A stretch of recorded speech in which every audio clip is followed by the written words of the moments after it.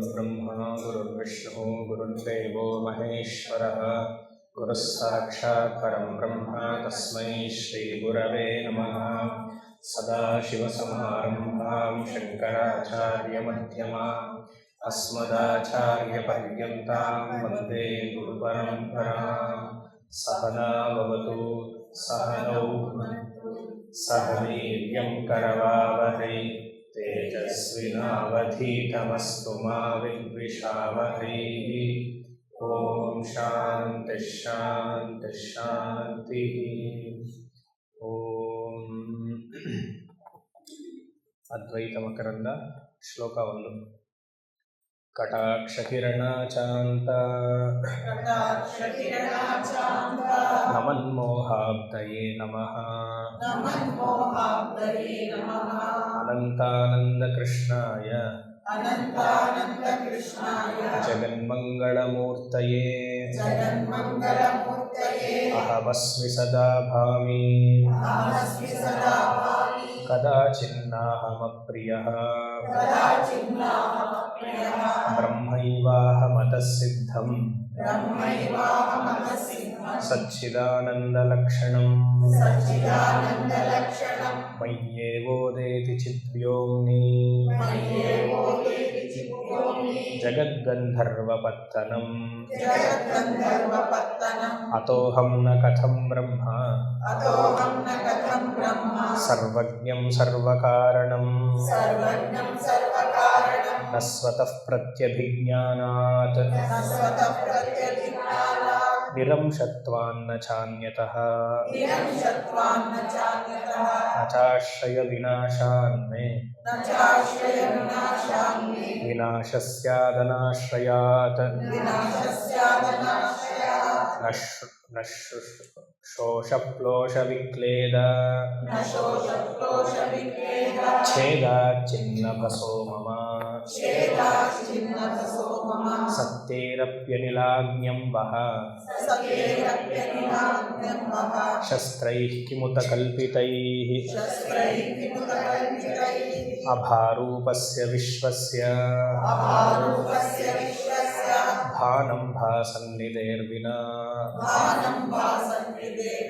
ಕದಾಚಿನ್ನಾವಕಲ್ಪೇತ ಭಾಚಾಹಂ ತೇನ ಸರ್ವಗಃ ನಹಿ ಭಾನಾದೃತೆ ಸತ್ವಂ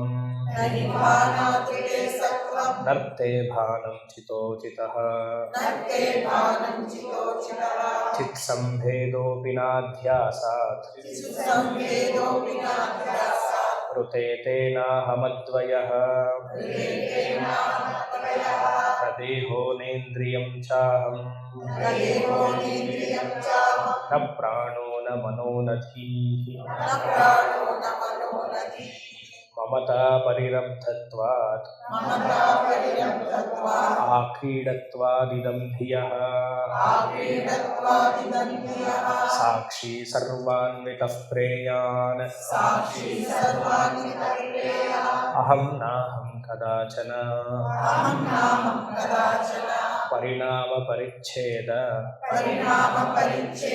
ಪರಿತಾಪೈರುಪಪ್ಲವಾತ್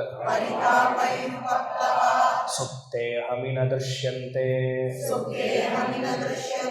ದುಃಖದೋಷ ಪ್ರವೃತ್ತಯಃ ಅತಸ್ತಸ್ಯೈವ ಸಂಸಾರಃ ನಮೇ ಸಂಸತ್ತು ಸಾಕ್ಷಿಣಃ ಸುಪ್ತಃ ಸುಪ್ತಿಂ ನ ಜಾನಾತಿ ನ ಸುಪ್ತೆ ಸ್ವಪ್ನ ಜಾಗರೌ ಜಾಗ್ರತ್ ಸ್ವಪ್ನ ಸುಷುಪ್ತೀನಾಂ ಸಾಕ್ಷ್ಯತೋಹಂ ಅತದ್ದಶಃ ಜ್ಞಾನವಿರತಿಃ ಸುಪ್ತಿಃ ತಜ್ಜನ್ಮ ಸ್ವಪ್ನ ಜಾಗರೌ ತತ್ಸಾಕ್ಷಿಣಃ ಕಥಮೇ ಸ್ಯುಃ ನಿತ್ಯಜ್ಞಾನಸ್ಯ ತೇ ತ್ರಯಃ ಷಡ್ವಿಕಾರವತಾಂ ವೇತ್ತ ನಿರ್ವಿಕಾರೋಹಮನ್ಯಥಾ ತದ್ವಿಕಾರಾನುಸಂಧಾನಂ ಸರ್ವಥಾ ನಾವಕಲ್ಪತೆ ತೇನ ತೇನ ಹಿ ರೂಪೇಣ ಜಾಯತೆ ಲೀಯತೆ ಮುಹುಃ ವಿಕಾರಿ ವಸ್ತು ತಸ್ಯೇಷಾಂ ಅನುಸಂಧಾತೃತಾ ಕುತಃ ನ ಚ ಸ್ವಜನ್ಮನಾಶಂ ವಾ ದ್ರಷ್ಟುಮರ್ಹತಿ ಕಶ್ಚನ ತೌ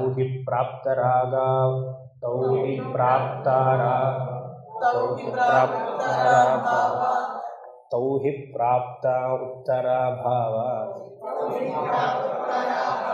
ಚರಮಃ ಪ್ರಥಮಕ್ಷಣೌ ನ ಪ್ರಕಾಶೇಹಮಿತ್ಯುಕ್ತಿಃ ಯತ್ ಪ್ರಕಾಶ ನಿಬಂಧನ ಸ್ವಪ್ರಕಾಶಶತಮಾತ್ಮಾನಂ ಸ್ವಪ್ರಕಾಶಂ ತಮಾತ್ಮಾನಂ ಅಪ್ರಕಾಶಃ ಕಥಂ ಸ್ಪೃಶೇತ್.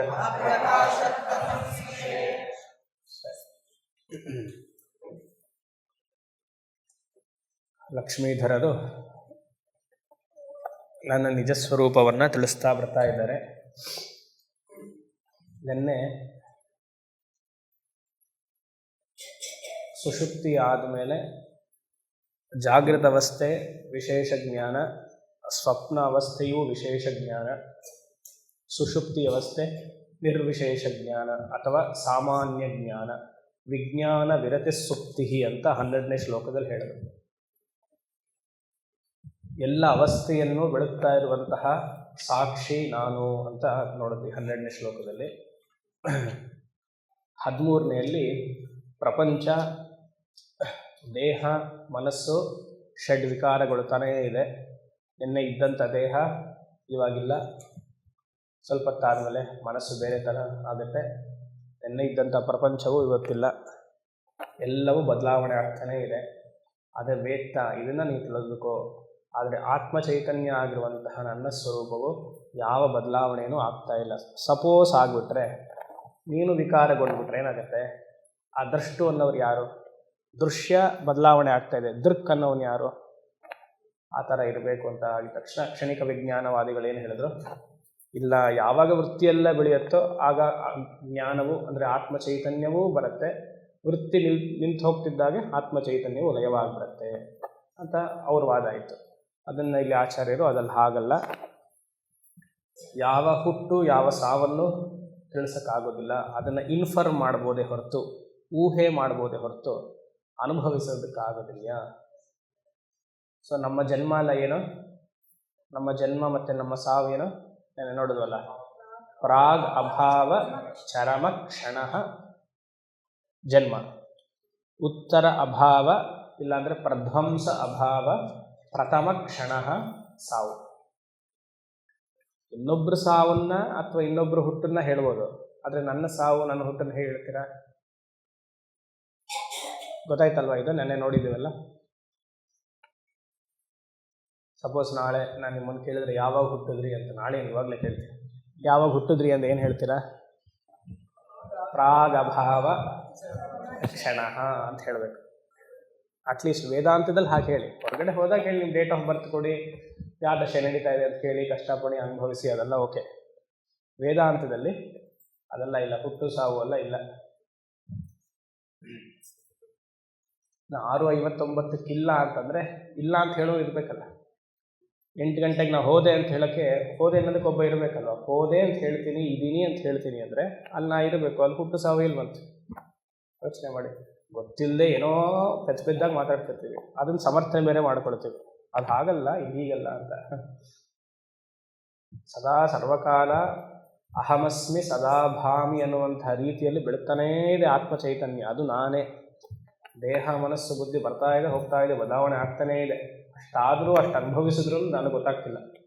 ಆದ್ರೂ ಅದರಲ್ಲಿ ಏನೋ ಅಂದ್ಕೊಳ್ಳುವಂತಹ ಮಮತಾ ಪರಿರಬ್ಧತ್ವಾತ್ ಆಕ್ರೀಡತ್ವಾತ್ ಇದಂ ಧಿಯ.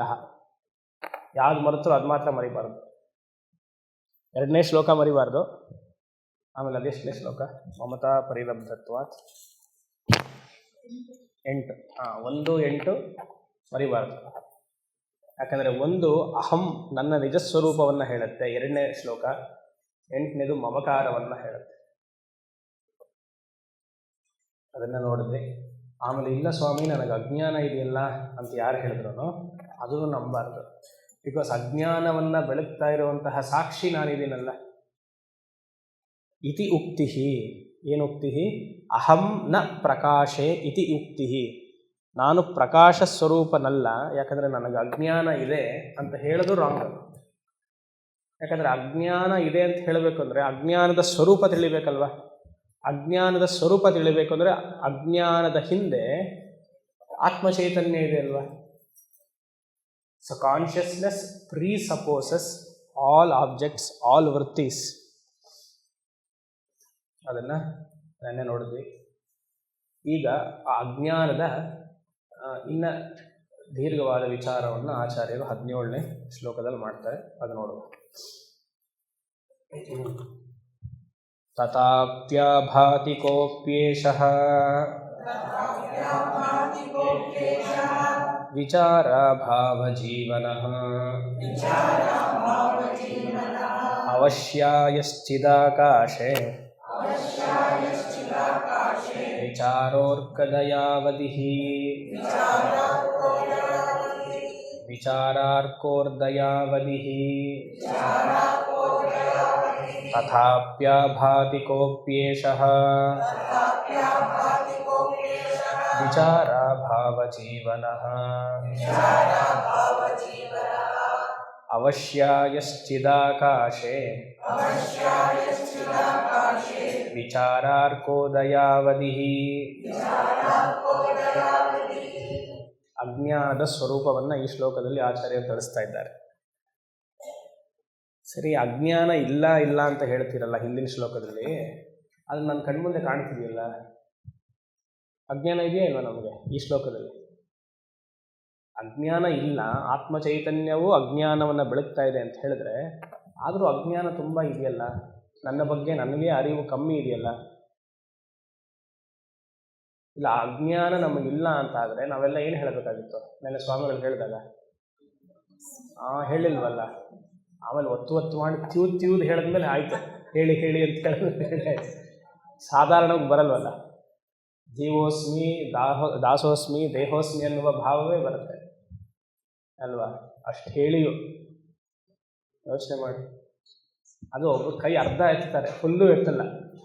ಏನೋ ತಪ್ಪು ಮಾಡಿಬಿಡ್ತಿದ್ದೀನಿ, ಏನೋ ಪಾಪ ಆಗುತ್ತೆ, ಅಹಂ ಬ್ರಹ್ಮಾಸ್ಮಿ ಅಂತ ಹೇಳಿದ್ರೆ ಪಾಪ ಸುತ್ಕೊಳ್ಳುತ್ತೆ ಅಂತ ಬೇರೆ ಮತದವರು, ನಮ್ದಲ್ವಲ್ಲ. ಬ್ರಹ್ಮ ಅನ್ನುವಂಥ ಭಾವಕ್ಕೆ ಸತ್ ಪದಾರ್ಥ ಅಂತ ಅರ್ಥ. ನೀವು ಯಾಕೆ ಚತುರ್ಮುಖ ಬ್ರಹ್ಮ ಅಂತ ಅಂದ್ಕೊಳ್ತೀರ, ಅಥವಾ ಈ ಶಿವ ಅಂತ ಅಂದ್ಕೊಳ್ತೀರ, ನಾರಾಯಣ ಅಂತ ಅಂದ್ಕೊಳ್ತೀರ? ಇಲ್ಲಿ ಬ್ರಹ್ಮ ಅನ್ನೋದಕ್ಕೆ ವ್ಯಾಪಕ ಅಂತ. ನಾನು ಅನ್ನುವಂಥ ಅಹಂ ಭಾವ, ಅಹಂ ಅಂದರೆ ಇಲ್ಲಿ ಸಾಕ್ಷಿ, ಎಲ್ಲೆಲ್ಲೂ ವ್ಯಾಪಿಸಿದೆಯೋ ಇಲ್ವೋ ಅದನ್ನು ತಾನೇ ನಾನು ಬ್ರಹ್ಮ ಅಂತ ಹೇಳ್ತಾ ಇರೋದು ಅಲ್ವಾ. ಇಲ್ಲಿದ್ದು ಅಲ್ಲಿ ಕೂತ್ಕೊಳ್ಳೋಕ್ಕೂ ನಮಗಾಗಲ್ಲ, ಅಂದರೆ ಅಷ್ಟು ಪರ್ವೇಡ್ ಆಗಿಲ್ಲ. ನಾನು ಹೇಳಿದ್ನಲ್ಲ, ಆಲ್ ಪರ್ವೇಡು ಅಂತ. ಲಕ್ಷ್ಯಾರ್ಥ ರೂಪದಲ್ಲಿ ಅಹಂ ಬ್ರಹ್ಮಾಸ್ಮಿ ಅಂತ ಹೇಳ್ತೀವಿ ಹೊರತು ವಾಚ್ಯಾರ್ಥ ರೂಪದಲ್ಲಲ್ಲ. ಅದನ್ನು ತಿಳ್ಕೊಳ್ಬೇಕು. ಸೊ ಅಜ್ಞಾನ ಇದೆಯಾ ಇಲ್ವಾ ಅಂತ ಪ್ರಶ್ನೆ ಮಾಡಿಕೊಂಡಾಗ ಏನಾಗುತ್ತೆ, ಅಹಂ ಬ್ರಹ್ಮಾಸ್ಮಿ ಅಂತ ಇಷ್ಟು ವರ್ಷ ಪಾಠ ಮಾಡಿಸ್ಕೊಂಡ್ರು ನಮ್ಗದು ಬರಲ್ಲ. ಜ್ಞಾನ ಬಂದ್ಬಿಟ್ಟಿದ್ರೆ ಎಲ್ಲರೂ ಹೇಳ್ಬಿಡ್ತಿದ್ರಿ ಅಹಂ ಬ್ರಹ್ಮಾಸ್ಮಿ ಅಂತ ಅಲ್ವಾ. ಇಲ್ಲೇ ಅಂತಲ್ಲ, ಸುಮಾರು ಜನ 20-25 ವರ್ಷ ಪಾಠ ಆದ್ರೂ ಹೇಳಪ್ಪ ನೀವು ಯಾರು ಅಂತಂದರೆ ಅಷ್ಟೇ ಸೈಲೆಂಟ್. ಇಲ್ಲ, ಕೆಲವ್ರು ಹೇಳ್ತಾರೆ ಹೌದು ನನಗೆ ಅರಿವಾಗಿದೆ, ಪೂರ್ಣ ಬ್ರಹ್ಮಸ್ವರೂಪನ ನಾನು, ಆದರೆ ಅಂತ ಬರುತ್ತೆ. ಅಹಂ ಬ್ರಹ್ಮಾಸ್ಮಿ ಅಂತ ಹೇಳಿ ಫುಲ್ ಸ್ಟಾಪ್ ಹಾಕಬೇಕು. ಅಲ್ಲಿ ಇಫ್ ಆ್ಯಂಡ್ ಬಟ್ಸ್ ಬರಬಾರ್ದು. ಅಹಂ ಬ್ರಹ್ಮಾಸ್ಮಿ ಸ್ವಾಮಿ ಆದರೆ ಮಂಡಿ ನೋವ್ತಾ ಇದೆಯಲ್ಲ ಅಂದರೆ ಮಂಡಿ ನೋವಲೇಬೇಕು. ಬ್ರಹ್ಮನಿಗೂ ಸಹ ದೇಹಕ್ಕೂ ಏನು ಸಂಬಂಧ? ಸ್ನಾನ ಪ್ರಾಪ್ತಿನೂ ಇಲ್ಲ. ಯೋಚನೆ ಮಾಡಿ. ಮಂಡಿ ನೋವು ಜಡ, ಮನಸ್ಸು ಜಡ, ಅದು ಅದಕ್ಕೆ ಸಂಬಂಧ ಅಲ್ವಾ. ಯೋಚನೆ ಮಾಡಿ. ಸೊ ಆದರೂ ಇಷ್ಟು ಅಜ್ಞಾನ ಪ್ರಬಲವಾಗಿದೆಯಲ್ಲ, ಯಾಕೆ ಅಜ್ಞಾನ ಪ್ರಬಲವಾಗಿದೆ ಅಂತ ಇಲ್ಲಿ ತಿಳಿಸ್ತಾ ಇದ್ದಾರೆ. ತಥಾಪಿ, ತಥಾಪಿ ಅಂದ್ರೇನು? ದೇರ್ ಫಾರ್ ಆರ್, ಈ ಒಂದು ಲಾಜಿಕಲ್ ಆಗಿ ಯುಕ್ತಿಪೂರ್ವಕವಾಗಿ ಅಜ್ಞಾನ ಇದೆ ಅಂತ ಹೇಳೋಕ್ಕಾಗಲ್ಲ. ಯಾಕಂದರೆ ಅಜ್ಞಾನ ಇದೆ ಇರಬೇಕು ಅಂದರೆ ಅಲ್ಲಿ ಜ್ಞಾನ ಅಂದರೆ ಆತ್ಮಚೈತನ್ಯದ ಅರಿವಿರಬೇಕು. ಆದರೆ ನನ್ನ ಅನುಭವಕ್ಕೆ ಬರ್ತಿದೆಯಲ್ಲ ಅಂತ ಹೇಳಿದ್ರೆ ಯುಕ್ತಿಪೂರ್ವಕವಾಗಿ ಹೇಳೋಕ್ಕಾಗಲ್ಲ, ಅನುಭವದ ರೀತಿಯಾಗಿ ಬರ್ತಾ ಇದೆ. ಏಷಃ ಆಭಾತಿ ತಥಾಪಿ ದೇರ್ ಫಾರ್, ಅಥವಾ ಈ ಒಂದು ಏಷಃ, ಏಷಃ ಅಂದರೆ 16ನೇ ಶ್ಲೋಕದ ಅಪ್ರಕಾಶ. ಹಿಂದಿನ ಶ್ಲೋಕದಲ್ಲಿ 16ನೇ ಶ್ಲೋಕದಲ್ಲಿ ತಮ್ ಆತ್ಮಾನಂ ಅಪ್ರಕಾಶ ಅಂತ ಇದೆ. 16ನೇ ಶ್ಲೋಕದಲ್ಲಿ 2ನೇ ಸಾಲಲ್ಲಿ ತಮ್ ಆತ್ಮಾನಂ ಅಪ್ರಕಾಶ ಅಂತ ಇದೆ. ಅದನ್ನು ತಗೊಂಡು ಬಂದು 17ನೇ ಶ್ಲೋಕದಲ್ಲಿ ಏಷಃ ಜೊತೆಗೆ ಸೇರಿಸ್ಕೊಳ್ಬೇಕು. ಏಷಃ ಇಸ್ ಈಕ್ವಲ್ ಟು ಅಪ್ರಕಾಶ ಅಜ್ಞಾನ. ಆಭಾತಿ, ಆಭಾತಿ ಅಂದರೆ ಅಜ್ಞಾನ ನನ್ನ ಮುಂದೆ ಕಾಣಿಸ್ತಾ ಇದೆ, ಅಥವಾ ನನ್ನ ಮನಸ್ಸಿನಲ್ಲಿ ಅಜ್ಞಾನ ಇರೋದು ಗೊತ್ತಾಗ್ತಾ ಇದೆ. ಅದು ಹೇಗೆ ಕಾಣಿಸ್ತಾ ಇದೆ? ಅವಶ್ಯಾಯ, 2ನೇ ಸಾಲು 17ನೇ ಶ್ಲೋಕ 1ನೇ ಪದ. ಅವಶ್ಯಾಯ, ಅವಶ್ಯಾಯ ಅಂದರೆ ಹಿಮ ಅಂತ ಅರ್ಥ. ಹಿಮ, ಮಿಸ್ಟ್ ಅಥವಾ ಫಾಗ್. ಆಕಾಶದಲ್ಲಿ ಅನ್ಡಿವೈಡೆಡ್ ಸ್ಪೇಸ್, ಆ ಸ್ಪೇಸಲ್ಲಿ ಹಿಮ ಇದ್ದಂತೆ. ಹಿಮವನ್ನು ಲಾಜಿಕಲಾಗಿ ನಾವು ಇದೆ ಅಂತ ಹೋಗಿ ನೋಡಿದ್ರೆ ಏನಾಗುತ್ತೆ? ಇಲ್ಲ ಅಲ್ಲಿ. ಆದರೆ ಬೆಳಗ್ಗೆ ಹೇಳ್ಬೇಕಾದ್ರೆ ಗಾಡಿ ಓಡಿಸ್ಬೇಕಾದ್ರೆ ಹೈವೇಲಿ ಮಂಪರು ಎಲ್ಲ ಏನು ಗೊತ್ತಾಗಲ್ಲ, ಮಂಜು ಆಗಿರುತ್ತಲ್ಲ, ಅದು ಅಜ್ಞಾನ ರೀತಿಯಲ್ಲಿ ಆಚಾರ್ಯರು ಹೋಲಿಸಿದ್ದಾರೆ. ನಮ್ಮ ಅಜ್ಞಾನ ಹೇಗೆ ಅಂದರೆ ಹಿಮದ ರೀತಿಯಲ್ಲಿ ಇದೆಯಂತೆ. ಹಿಮದ ರೀತಿಯಲ್ಲಿ ಯಾಕಿದೆ? ನೇರ ದೃಷ್ಟಿ ಸಿಗ್ತಾ ಇಲ್ಲ ನಮಗೆ. ಗಾಡಿ ಓಡಿಸ್ಬೇಕಂದ್ರೆ ಹೇಗೆ ನಮ್ಮ ದಾರಿಯನ್ನು ಅಬ್ಸ್ಟ್ರಕ್ಟ್ ಮಾಡುತ್ತೋ ಹಾಗೆ ಪೂರ್ಣ ಬ್ರಹ್ಮ ಅಂತ ನಾನು ಹೇಳಬೇಕಂದ್ರೆ ಅಜ್ಞಾನ ಹಿಮದ ರೀತಿಯಲ್ಲಿ ಅಬ್ಸ್ಟ್ರಕ್ಟ್ ಮಾಡ್ತಾ ಇದೆ. ನನ್ನ ನಿಜ ಸ್ವರೂಪದ ಅರಿವಿಲ್ಲ ನನಗೆ. ಯಾಕೆ ಹಾಗೆ? ವಿಚಾರ ಅಭಾವತ್ವಾತ್. ಎಲ್ಲಿವರೆಗೂ ನನ್ನ ನಿಜ ಸ್ವರೂಪವನ್ನು ನಾನು ವಿಚಾರ ಮಾಡಲ್ವೋ ಅಲ್ಲಿವರೆಗೂ ಹಿಮ ಸತ್ ನಿಜವಾಗೂ ಇದೆ ಅಂತ ಅನ್ಸುತ್ತೆ. ಅಜ್ಞಾನ ಅನ್ನುವಂತಹ ಹಿಮ ಅದು ಸತ್ಯ ಅನ್ಸುತ್ತೆ. ವಿಚಾರ ಮಾಡಿದ ತಕ್ಷಣ ಹೊರಟೋಗುತ್ತೆ. ಅಲ್ಲೇನಾಗಬೇಕು? ಆ ಉದಾಹರಣೆಯಲ್ಲಿ ಹಿಮ ಹೋಗಬೇಕು ಅಂದರೆ ಸೂರ್ಯ ಬರಬೇಕು. ಇಲ್ಲಿ ಅಜ್ಞಾನ ಹೋಗಬೇಕು ಅಂದರೆ ಆತ್ಮಜ್ಞಾನವನ್ನು ವಿಚಾರ ಮಾಡಬೇಕು, ನನ್ನ ನಿಜ ಸ್ವರೂಪವನ್ನು ವಿಚಾರ ಮಾಡ್ತಾ ಹೋಗಬೇಕು. ಅದಕ್ಕೆ ಅಲ್ಲಿ ಹೇಳಿರೋದು 2ನೇ ಸಾಲು, ವಿಚಾರ ಅರ್ಕಃ. ಅರ್ಕಃ ಅಂದರೆ ಸೂರ್ಯ. ವಿಚಾರಾರ್ಕೋ ದಯಾವಧಿಹಿ. ಎಷ್ಟು ಚೆನ್ನಾಗಿ ಹಾಕಿದ್ದಾರೆ ನೋಡಿ. ವಿಚಾರ ಅಭಾವ ಜೀವನ. ಎಲ್ಲವನ್ನೂ ವಿಚಾರ ಮಾಡ್ತೀವಿ ನಾವು. ಅದು ಯಾಕೆ, ಇದು ಹೀಗೆ, ಮತ್ತೊಂದು ಹೇಗೆ ಎಲ್ಲ ಕೇಳ್ತೀವಿ. ನನ್ನ ಬಗ್ಗೆ ನಾವು ವಿಚಾರನೇ ಮಾಡಿಕೊಡಲ್ಲ. ನನ್ನ ಬಗ್ಗೆ ನಾವೇನು ವಿಚಾರ ಮಾಡ್ಕೊಡ್ತೀವಿ ಅಂದರೆ, ಅಯ್ಯೋ ನಮ್ಗೆ ಯಾಕೆ ಹೀಗಾಗೋಯ್ತು, ಅಥವಾ ಕಷ್ಟಗಳೇ ವಿಚಾರ ಮಾಡ್ಕೊಳ್ತೀವಿ. ಸುಖವಾಗಿದ್ದಾಗ ಯಾರು ವಿಚಾರ ಮಾಡ್ತೀವ? ಮಾಡ್ತೀವ? ಮಾಡಲ್ಲ. ಅವಾಗ ನಾವೆಲ್ಲ ಬ್ರಹ್ಮನ್, ಆನಂದವಾಗಿರ್ತೀವಿ. ಇನ್ನೊಬ್ರಿಗೆ ಬಂದಾಗ ಅವ್ರಿಗೆ ಚೆನ್ನಾಗಿ ಉಪದೇಶ ಮಾಡ್ತೀವಿ. ಅದು ನಮಗೆ ಬಂದಾಗ ದೇಹದ ಬಗ್ಗೆ ವಿಚಾರ ಅಲ್ಲ, ನನ್ನ ಮನಸ್ಸು ಬಗ್ಗೆ ವಿಚಾರ ಅಲ್ಲ, ದೇಹ ಮನಸ್ಸು ಈ ಅಂತಃಕರಣವನ್ನು ಬೆಳಗ್ತಾ ಇರುವಂತಹ ನನ್ನ ಸ್ವರೂಪದ ಬಗ್ಗೆ ವಿಚಾರ. ಅದು ಗೊತ್ತೇ ಇಲ್ವಲ್ಲ ಸ್ವಾಮಿ, ಯಾರು ಹೇಳ್ಕೊಟ್ಟಿಲ್ವಲ್ಲ ಸ್ಕೂಲಲ್ಲಿ ಹೇಳ್ಕೊಡಲ್ಲ. ಸರಿ, ಮನೆಯಲ್ಲೂ ಹೇಳ್ಕೊಟ್ಟಿಲ್ವಲ್ಲ, ಮನೆಯಲ್ಲೂ ಹೇಳ್ಕೊಡಲ್ಲ. ಮತ್ತೆ ಎಲ್ಲಿ ಹೋಗ್ಬೇಕು ನಾವು? ಮಠಗಳಿಗೆ ಹೋಗಬೇಕು, ಆಶ್ರಮಕ್ಕೆ ಹೋಗಬೇಕು. ಎಲ್ಲಿ ಹೇಳ್ಕೊಡ್ತಾರೋ? ಈ ಮಠ ಆಶ್ರಮದೂ ಇಲ್ಲ, ಎಲ್ಲಿ ಹೇಳ್ಕೊಡ್ತಾರೋ ಗೊತ್ತಿಲ್ಲ. ಮತ್ತಲ್ಲೂ ಅಡುಗೆ ಮನೆಗೆ ಹೋಗೋ ಪಾತ್ರೆ ತಿಕ್ಕೋದ ಅದು ಕಷ್ಟ ಆಗುತ್ತೆ. ಅದು ಮನೇಲೇ ಮಾಡ್ತಾ ಇದ್ದೀನಿ, ಅಲ್ಲಿ ಯಾಕೆ ಹೋಗಬೇಕು ಅಂತ ಅಲ್ಲ. ಇಲ್ಲಿ ವಿಚಾರ ನಡೆಯುತ್ತೆ. ನನ್ನ ಯಾರು ವಿಚಾರ ಮಾಡಿದ್ದೀರಾ? ನಾನು ಯಾರು ಕೇಳ್ಕೊಂಡಿದ್ದೀರಾ?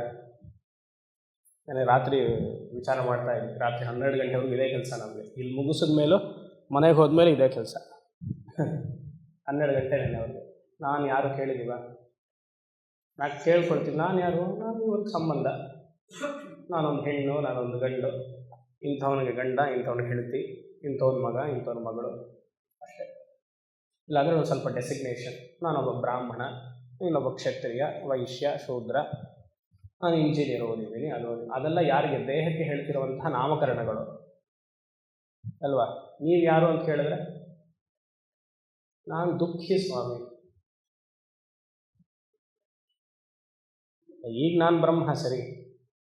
ಪಾಠ ಮಾಡಲಿಲ್ಲ ಅಂದರೆ ಅದ್ವೈತ ಮಕರಂದ ಇರಲಿಲ್ಲ ಅಂದ್ಕೊಳ್ಳಿ. ಸಪೋಸ್ ಅದ್ವೈತ ಮಕರಂದ ಇವತ್ತು ಕ್ಲಾಸ್ ಇರಲಿಲ್ಲ ಅಂತ ಅಂದ್ಕೊಳ್ಳಿ. 7 ಗಂಟೆಗೆ ಏನು ಮಾಡ್ತಿದ್ರಿ? ಲ್ಯಾಪ್ಟಾಪ್ ತೆಗೆದು ಟಪ ಟಪ ಟಪ ಟಪ ಟಪ ಅಂತ ಮಾಡ್ತಾಯಿದ್ರಿ. ಅಲ್ಲಿ ಯಾರೋ ಮ್ಯಾನೇಜರ್ ಬೈಯೋರು, ಇಲ್ಲ ನಿಮ್ಮ ಮನೇಲಿ ಏನೋ ಬೈಗುಳ. ಯೋಚನೆ ಮಾಡಿ, ವಿಚಾರ ಮಾಡಬೇಕು, ನಾನು ಯಾರು.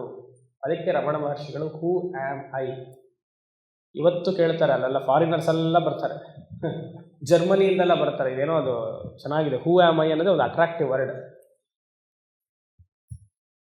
ಎಷ್ಟು ಆಕರ್ಷಣವಾಗಿದೆ ನೋಡಿ, ಎಲ್ಲರನ್ನೂ ಅಟ್ರಾಕ್ಟ್ ಮಾಡ್ತಿದೆ ಅದು ವರ್ಡ್, ಹೂ ಆ್ಯಮ್ ಐ.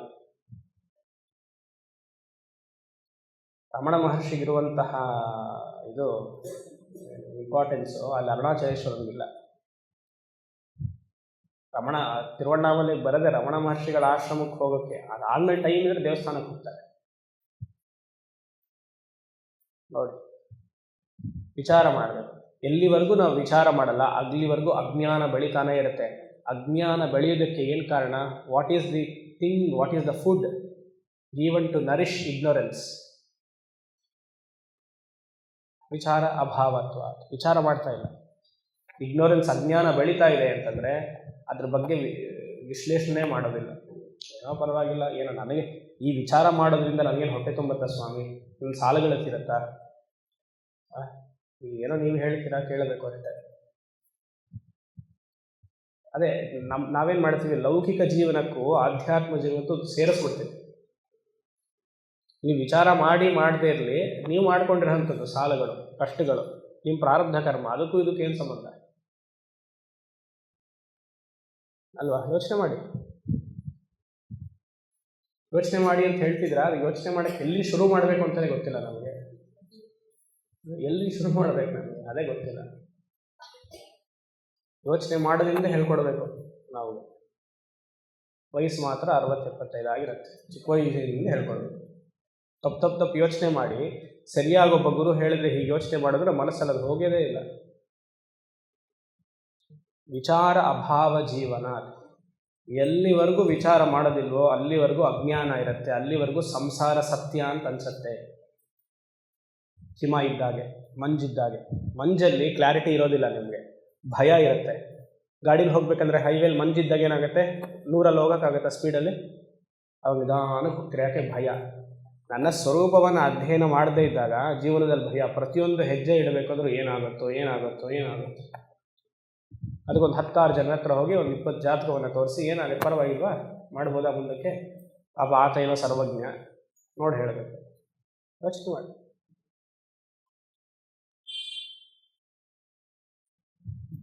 ಇಲ್ಲಿ ಆ ಉದಾಹರಣೆಯಲ್ಲಿ ಸೂರ್ಯ ಬರ್ತಾ ಇದ್ದ ಹಾಗೆ ಮಂಜು ಹೊರಟೋಗುತ್ತೋ, ಆತ್ಮಜ್ಞಾನ ಇಸ್ಕೊಳ್ತು ಸೂರ್ಯ, ಮಂಜು ಇಸ್ಕೊಳ್ತು ಅಜ್ಞಾನ.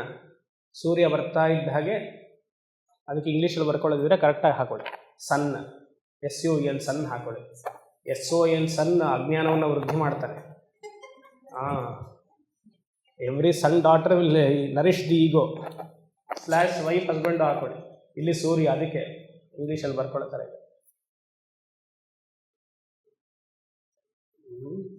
ವಿಚಾರ ಜೀವನ. ಸೂರ್ಯ ಬರ್ತಿದ್ದ ಹಾಗೆ ಹೇಗೆ ಕಮ್ಮಿ ಆಗುತ್ತೋ, ಮಂಜು ಕಮ್ಮಿ ಆಗುತ್ತೋ, ಹಾಗೆ ಆತ್ಮಜ್ಞಾನ ಮನಸ್ಸಿನಲ್ಲಿ ಸ್ಫುರಣೆ ಆಗ್ತಾ ಇದ್ದಾಗ, ಸ್ಫುರಣೆ ಅಂದರೆ ಶ್ರವಣ ಮನನ ನಿಧಿಧ್ಯಾಸನದ ರೀತಿಯಲ್ಲಿ ಸ್ಫುರಣೆ ಆಗ್ತಾ ಇದ್ರೆ ಅಜ್ಞಾನ ತಾನಾಗಿ ಹೊರಟೋಗುತ್ತೆ. ಸರಿ, ಮುಂದೆ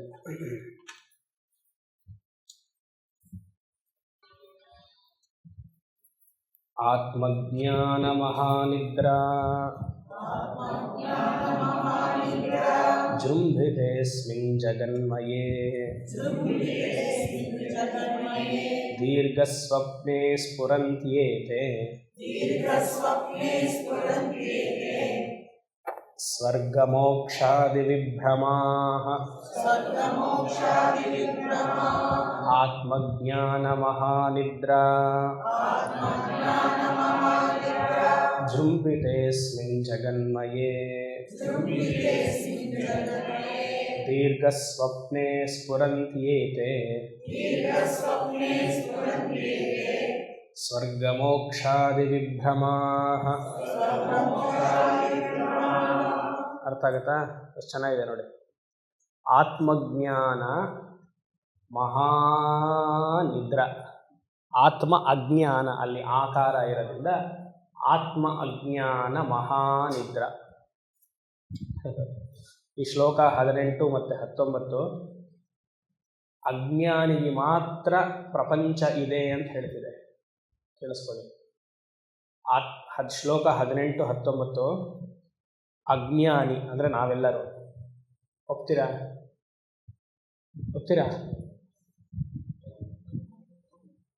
ನಾವೆಲ್ಲ ಅಜ್ಞಾನಿಗಳ?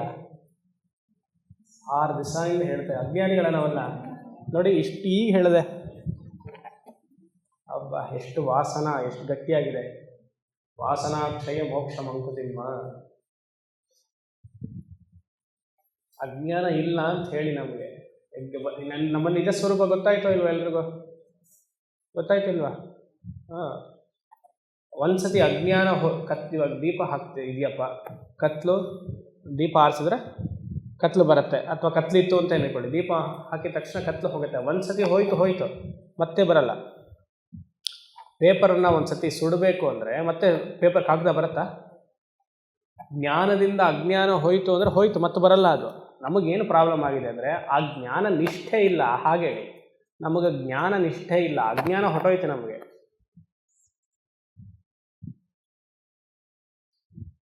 ತಿಳ್ಕೊಳ್ಳಿ. ಸರಿ, ನೀವು ಈ ಥರನೇ ಅಜ್ಞಾನ ಇದೆ ಅಂತಂದ್ರೆ ಮುಂದಿನ ವರ್ಷ ಬರೋದೇ ಇಲ್ಲ ನಾನು ಇಲ್ಲಿಗೆ. ಅವ್ರು ಸ್ವಾಮೀಜಿ ಅಲ್ಲಿಂದ ಯಾಕೆ ಬರಬೇಕು, ನಾವು ಅಲ್ಲಿಂದ ಓದಿದೆ. ಅಜ್ಞಾನ ಇದೆ ಅಂತ ಹೇಳ್ತಿದ್ರೆ ಪಾಠ ಯಾತಕ್ಕೆ ಮತ್ತೆ ಯೋಚನೆ ಮಾಡಿ. ನೀವು ಅಷ್ಟೇ ನಿಮ್ಮ ಮನೆಗೆ ಬರಲ್ಲ.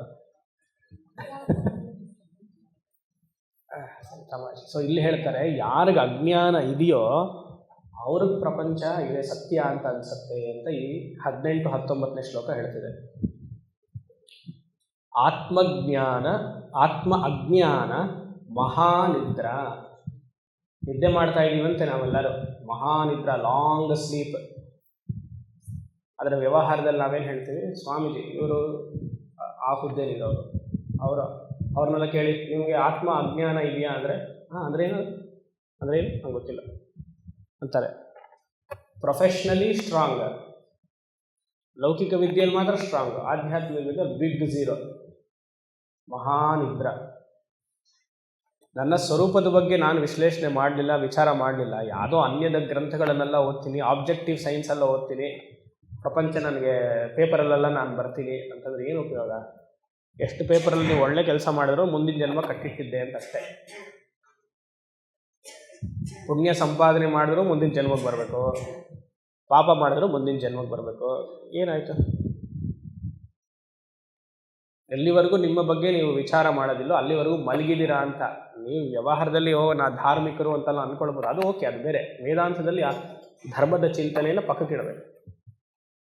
ಅರ್ಥಕಾಮ ಇದ್ದಾಗ ಧರ್ಮದ ಚಿಂತನೆಯನ್ನು ತರಬೇಕು, ಮೋಕ್ಷ ವಿಚಾರ ಬಂದಾಗ ಧರ್ಮವನ್ನು ಪಕ್ಕಕ್ಕಿಡಬೇಕು. ಆಯ್ತಾ? ಮಲಗಿದ್ದೀವಿ, ಮಹಾನಿದ್ರ. ಅದಕ್ಕೆ ನಿದ್ರೆಯಲ್ಲಿ ಏನಾಗುತ್ತೆ, ನಾನು ಮಲಗಿದ್ದೀನಿ ಅನ್ನುವಂತಹ ಜಾಗೃತ ಅವಸ್ಥೆಯಲ್ಲಿರುವಂತಹ ವ್ಯಕ್ತಿಯನ್ನು ಅದು ಮರೆಮಾಚುತ್ತೆ. ನಿದ್ದೆ ಜಾಗೃತ ಅವಸ್ಥೆಯಲ್ಲಿರುವಂತಹ ವ್ಯಕ್ತಿ ವೇಕರ್ಗೇನು ಹೆಸರು? ವಿಶ್ವ, ಸಂಸ್ಕೃತದಲ್ಲಿ ವಿಶ್ವ, ತೈಜಸ, ಪ್ರಾಜ್ಞ. ಅಕ್ಕ ಇದೆಯಾ? ಹೋದ ಸತಿ ಮುಂಡಗ ಉಪನಿಷತ್ತಲ್ಲಿ ಹೇಳಿದ್ದೆ.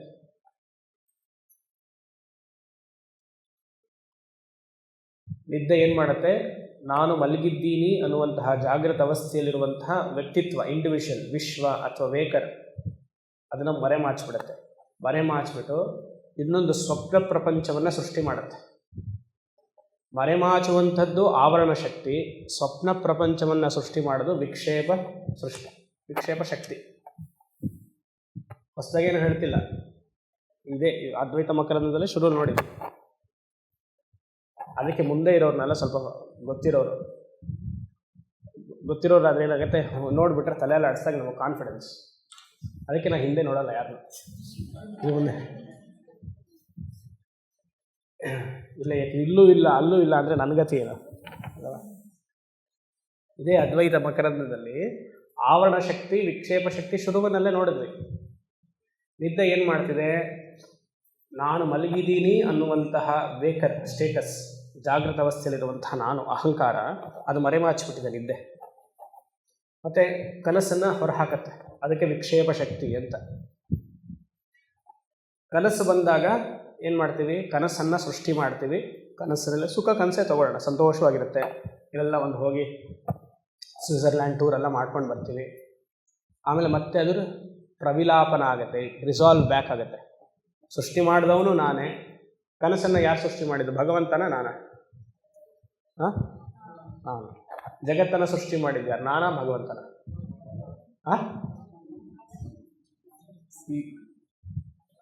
ಮಯ್ಯೇವೋಧೇತಿ ಚಿದ್ವ್ಯೋಮ್ನಿ, ಮರ್ತೋಯ್ತಲ್ಲ. ನಾನೇ ಸೃಷ್ಟಿ ಮಾಡಿದ್ದು ಪ್ರಪಂಚವನ್ನು. ಎಲ್ಲರ ಮನಸ್ಸು ಸೇರಿ ಪ್ರಪಂಚ ಸೃಷ್ಟಿಯಾಗಿದೆ. ಸಮಷ್ಟಿ ಸೂಕ್ಷ್ಮ ಶರೀರ ಉಪಹಿತ ಚೈತನ್ಯ ಈಶ್ವರ ಹಿರಣ್ಯಗರ್ಭ. 3ನೇ ಮಂತ್ರ ಇದೇ ಅದ್ವೈತ ಮಕರಂದ. ಒಂದು ದಿವಸ ಬಿಟ್ಟು ಕೇಳಿದ್ರೆ ಅದಕ್ಕೆ ಹೀಗಾಗಲ್ಲ, ನಿತ್ಯ ಬರಬೇಕು.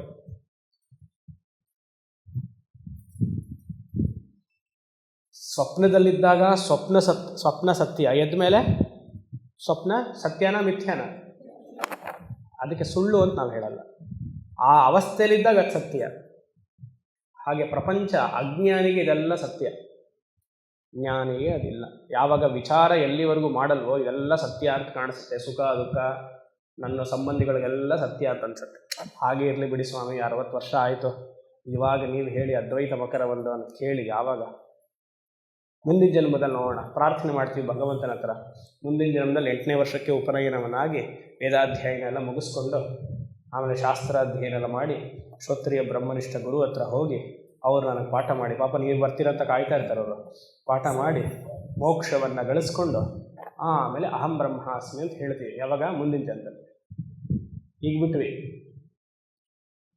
ಆ ಮುಂದಿನ ಜನ್ಮ ಇದೇ ಥರ ಸಿಗಬೇಕು. ಗುರು ಸಿಗ್ತಾರ ನಿಮಗೆ? ಹಾಗೆ ಯೋಚನೆ ಮಾಡಿ. ವಿಚಾರ ಮಾಡ್ತಾ ಇಲ್ಲ, ಅಲ್ಲಿ ಯಾವುದೋ ವಿಚಾರವೇ ಇಲ್ಲ ನಮಗೆ, ಬೇಡದೇ ಇರೋದು ವಿಚಾರಗಳು. ಅಹಂಕಾರ ಮಮಕಾರ ಪರಿಲಬ್ಧತ್ವ ತುಂಬ ಸ್ಟ್ರಾಂಗಾಗಿ ಗಟ್ಟಿಯಾಗಿ ಹಿಡ್ಕೊಂಡ್ಬಿಟ್ಟಿದೆ. ಸರಿ. ಆತ್ಮ ಅಜ್ಞಾನ ಮಹಾನಿದ್ರಾ, ಎಲ್ಲರೂ ಮಲ್ಕೊಂಡಿದ್ದೀವಿ. ಸರಿ, ಆಮೇಲೇನು? ಜೃಂಬಿತೆ. ಜೃಂಬಿತೆ ಅಂದರೆ ಎಸಿತಾ ಇದೆ. ಮನಸ್ಸಿನಲ್ಲಿ ಸ್ವಪ್ನ ಪ್ರಪಂಚವನ್ನು ಹೇಗೆ ಅದು ಪ್ರೊಜೆಕ್ಟ್ ಮಾಡುತ್ತೋ ಹಾಗೆ ಅಜ್ಞಾನ ಈ ಪ್ರಪಂಚವನ್ನು ನನಗೆ ಕಾಣಿಸ್ತಾ ಇದೆ. ಅಸ್ಮಿನ್ ಜಗನ್ಮಯೇ, ಈ ಜಗತ್ತನ್ನೆಲ್ಲ ಸೃಷ್ಟಿ ಮಾಡಿ ಸಂಬಂಧಗಳನ್ನೆಲ್ಲ ಸೃಷ್ಟಿ ಮಾಡ್ತಿದೆ. ಮಹಾನಿದ್ರ. ಕನಸು ಎಷ್ಟು? 90 ಸೆಕೆಂಡ್. ಒಂದು ಕನಸು 90 ಸೆಕೆಂಡ್ ಮೇಲೆ ಬರಲ್ಲ. ಇದೇ ಕ್ಲಾಸಲ್ಲಿ ಸ್ಟೂಡೆಂಟ್ನಲ್ಲಿ ಹೇಳಿದೆ, ಸೈಕಾಲಜಿಸ್ಟ್ ಏನು ಹೇಳ್ತಾರೆ, ಒಂದು ಕನಸು 90 ಸೆಕೆಂಡ್ಸ್ ಮೇಲೆ ಇರಲ್ಲ. ಆ 90 ಸೆಕೆಂಡಲ್ಲಿ ನಾವೇನು ಮಾಡ್ತೀವಿ? ಎಲ್ಲ ಕಡೆ ಹೋಗಿ ಬರ್ತೀವಿ. ರುದ್ರಾಭಿಷೇಕ ಎಲ್ಲ ಮಾಡಿಸ್ತೀವಿ, ಯಾವುದೋ ಒಂದು ಶಿವಲಿಂಗಕ್ಕೆಲ್ಲ ಹೋಗ್ತೀವಿ. ಆಮೇಲೆ ನಿಮ್ಮ ಇಷ್ಟ ದೇವತೆಗಳೆಲ್ಲ ಹಾಗೆ ಹೋಗ್ತಾ ಇದ್ದೆ, ಒಂದು ದೇವಸ್ಥಾನ ಕಾಣಿಸ್ತು, ಅಲ್ಲೆಲ್ಲ ಪೂರ್ತಿ ಬಿರುಗಾಳಿ ಥರ ಇತ್ತು. ಅಲ್ಲಿ ನೋಡಿದ್ರೆ ಯಾರೋ ಒಬ್ಬರು ಸಾಧು ಕೂತಿದ್ರು. ಕನಸು. ನಾನು ಒಬ್ಬನೇ ದೇವಸ್ಥಾನ ಹೊರಗಡೆ ಹೋದೆ, ಯಾರೂ ಇರಲಿಲ್ಲ, ತುಂಬ ದರ್ಶನ ಆಯಿತು. ಅಲ್ಲೊಂದು ಹೂ ಬಿಟ್ಬಿಟ್ಟು ಬಂದೆ. ಇಲ್ಲಿಂದ ಮನೇಲಿ ಪಾಪ ನಡ್ಕೊಂಡು ಹೋಗಿರ್ತೀರ, ಟೈಮ್ ನೋಡಿದ್ರೆ 1 ನಿಮಿಷ ಆಗಿದೆ ಅಷ್ಟೆ.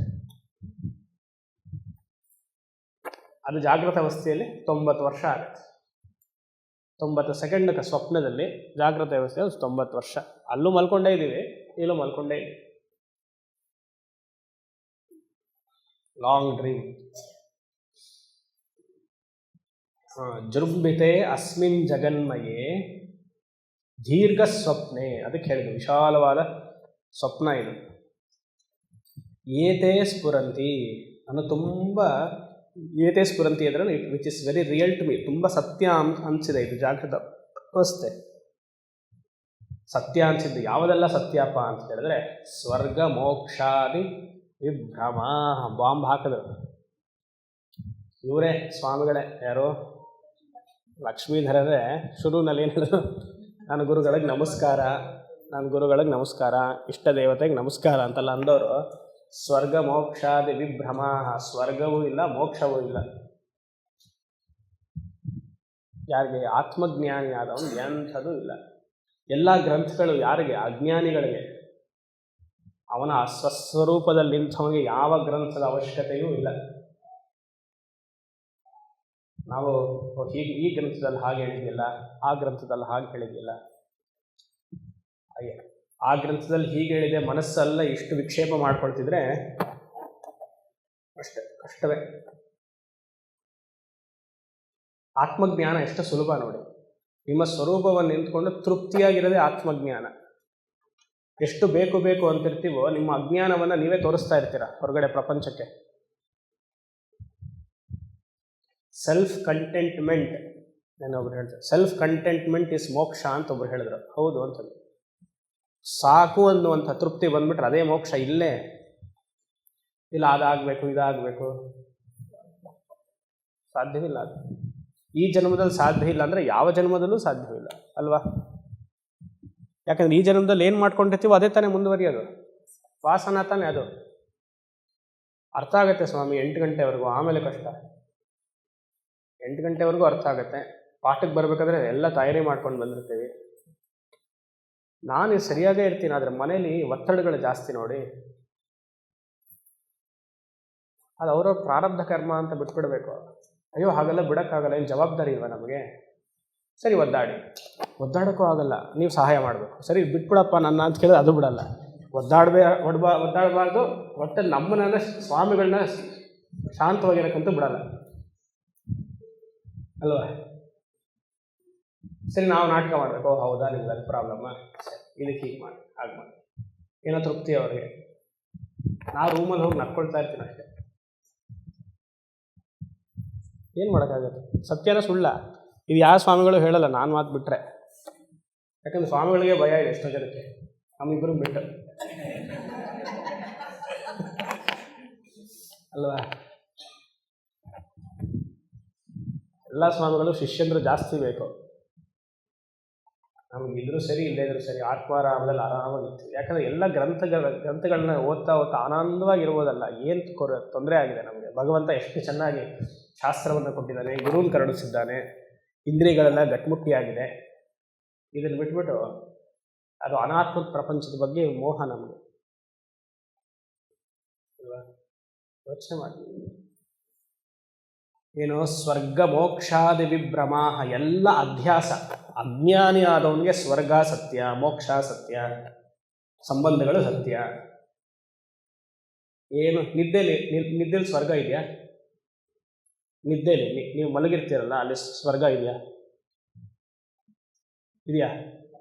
ಮತ್ತೆ ಎದ್ದ ತಕ್ಷಣ ಯಾಕೆ ಸ್ವರ್ಗ ಇದೆ ಅಂತ ಹೇಳ್ತೀರಾ? ಮಲ್ಕೋಬಿಡಿ ಹಾಗಿದ್ರೆ. ನಿದ್ದೆಲಿ ಮೋಕ್ಷ ಇದೆಯಾ? ನಿದ್ದೆಲಿ ನಾನು ಗಂಡು ಅಂತಿದೆಯಾ? ನಿದ್ದೆಲಿ ಪ್ರಶ್ನೆ ಹಾಕೊಳ್ಬೇಕು. ನಿದ್ದೆಲಿ ಹೆಣ್ಣು ಅಂತಿದೆಯಾ?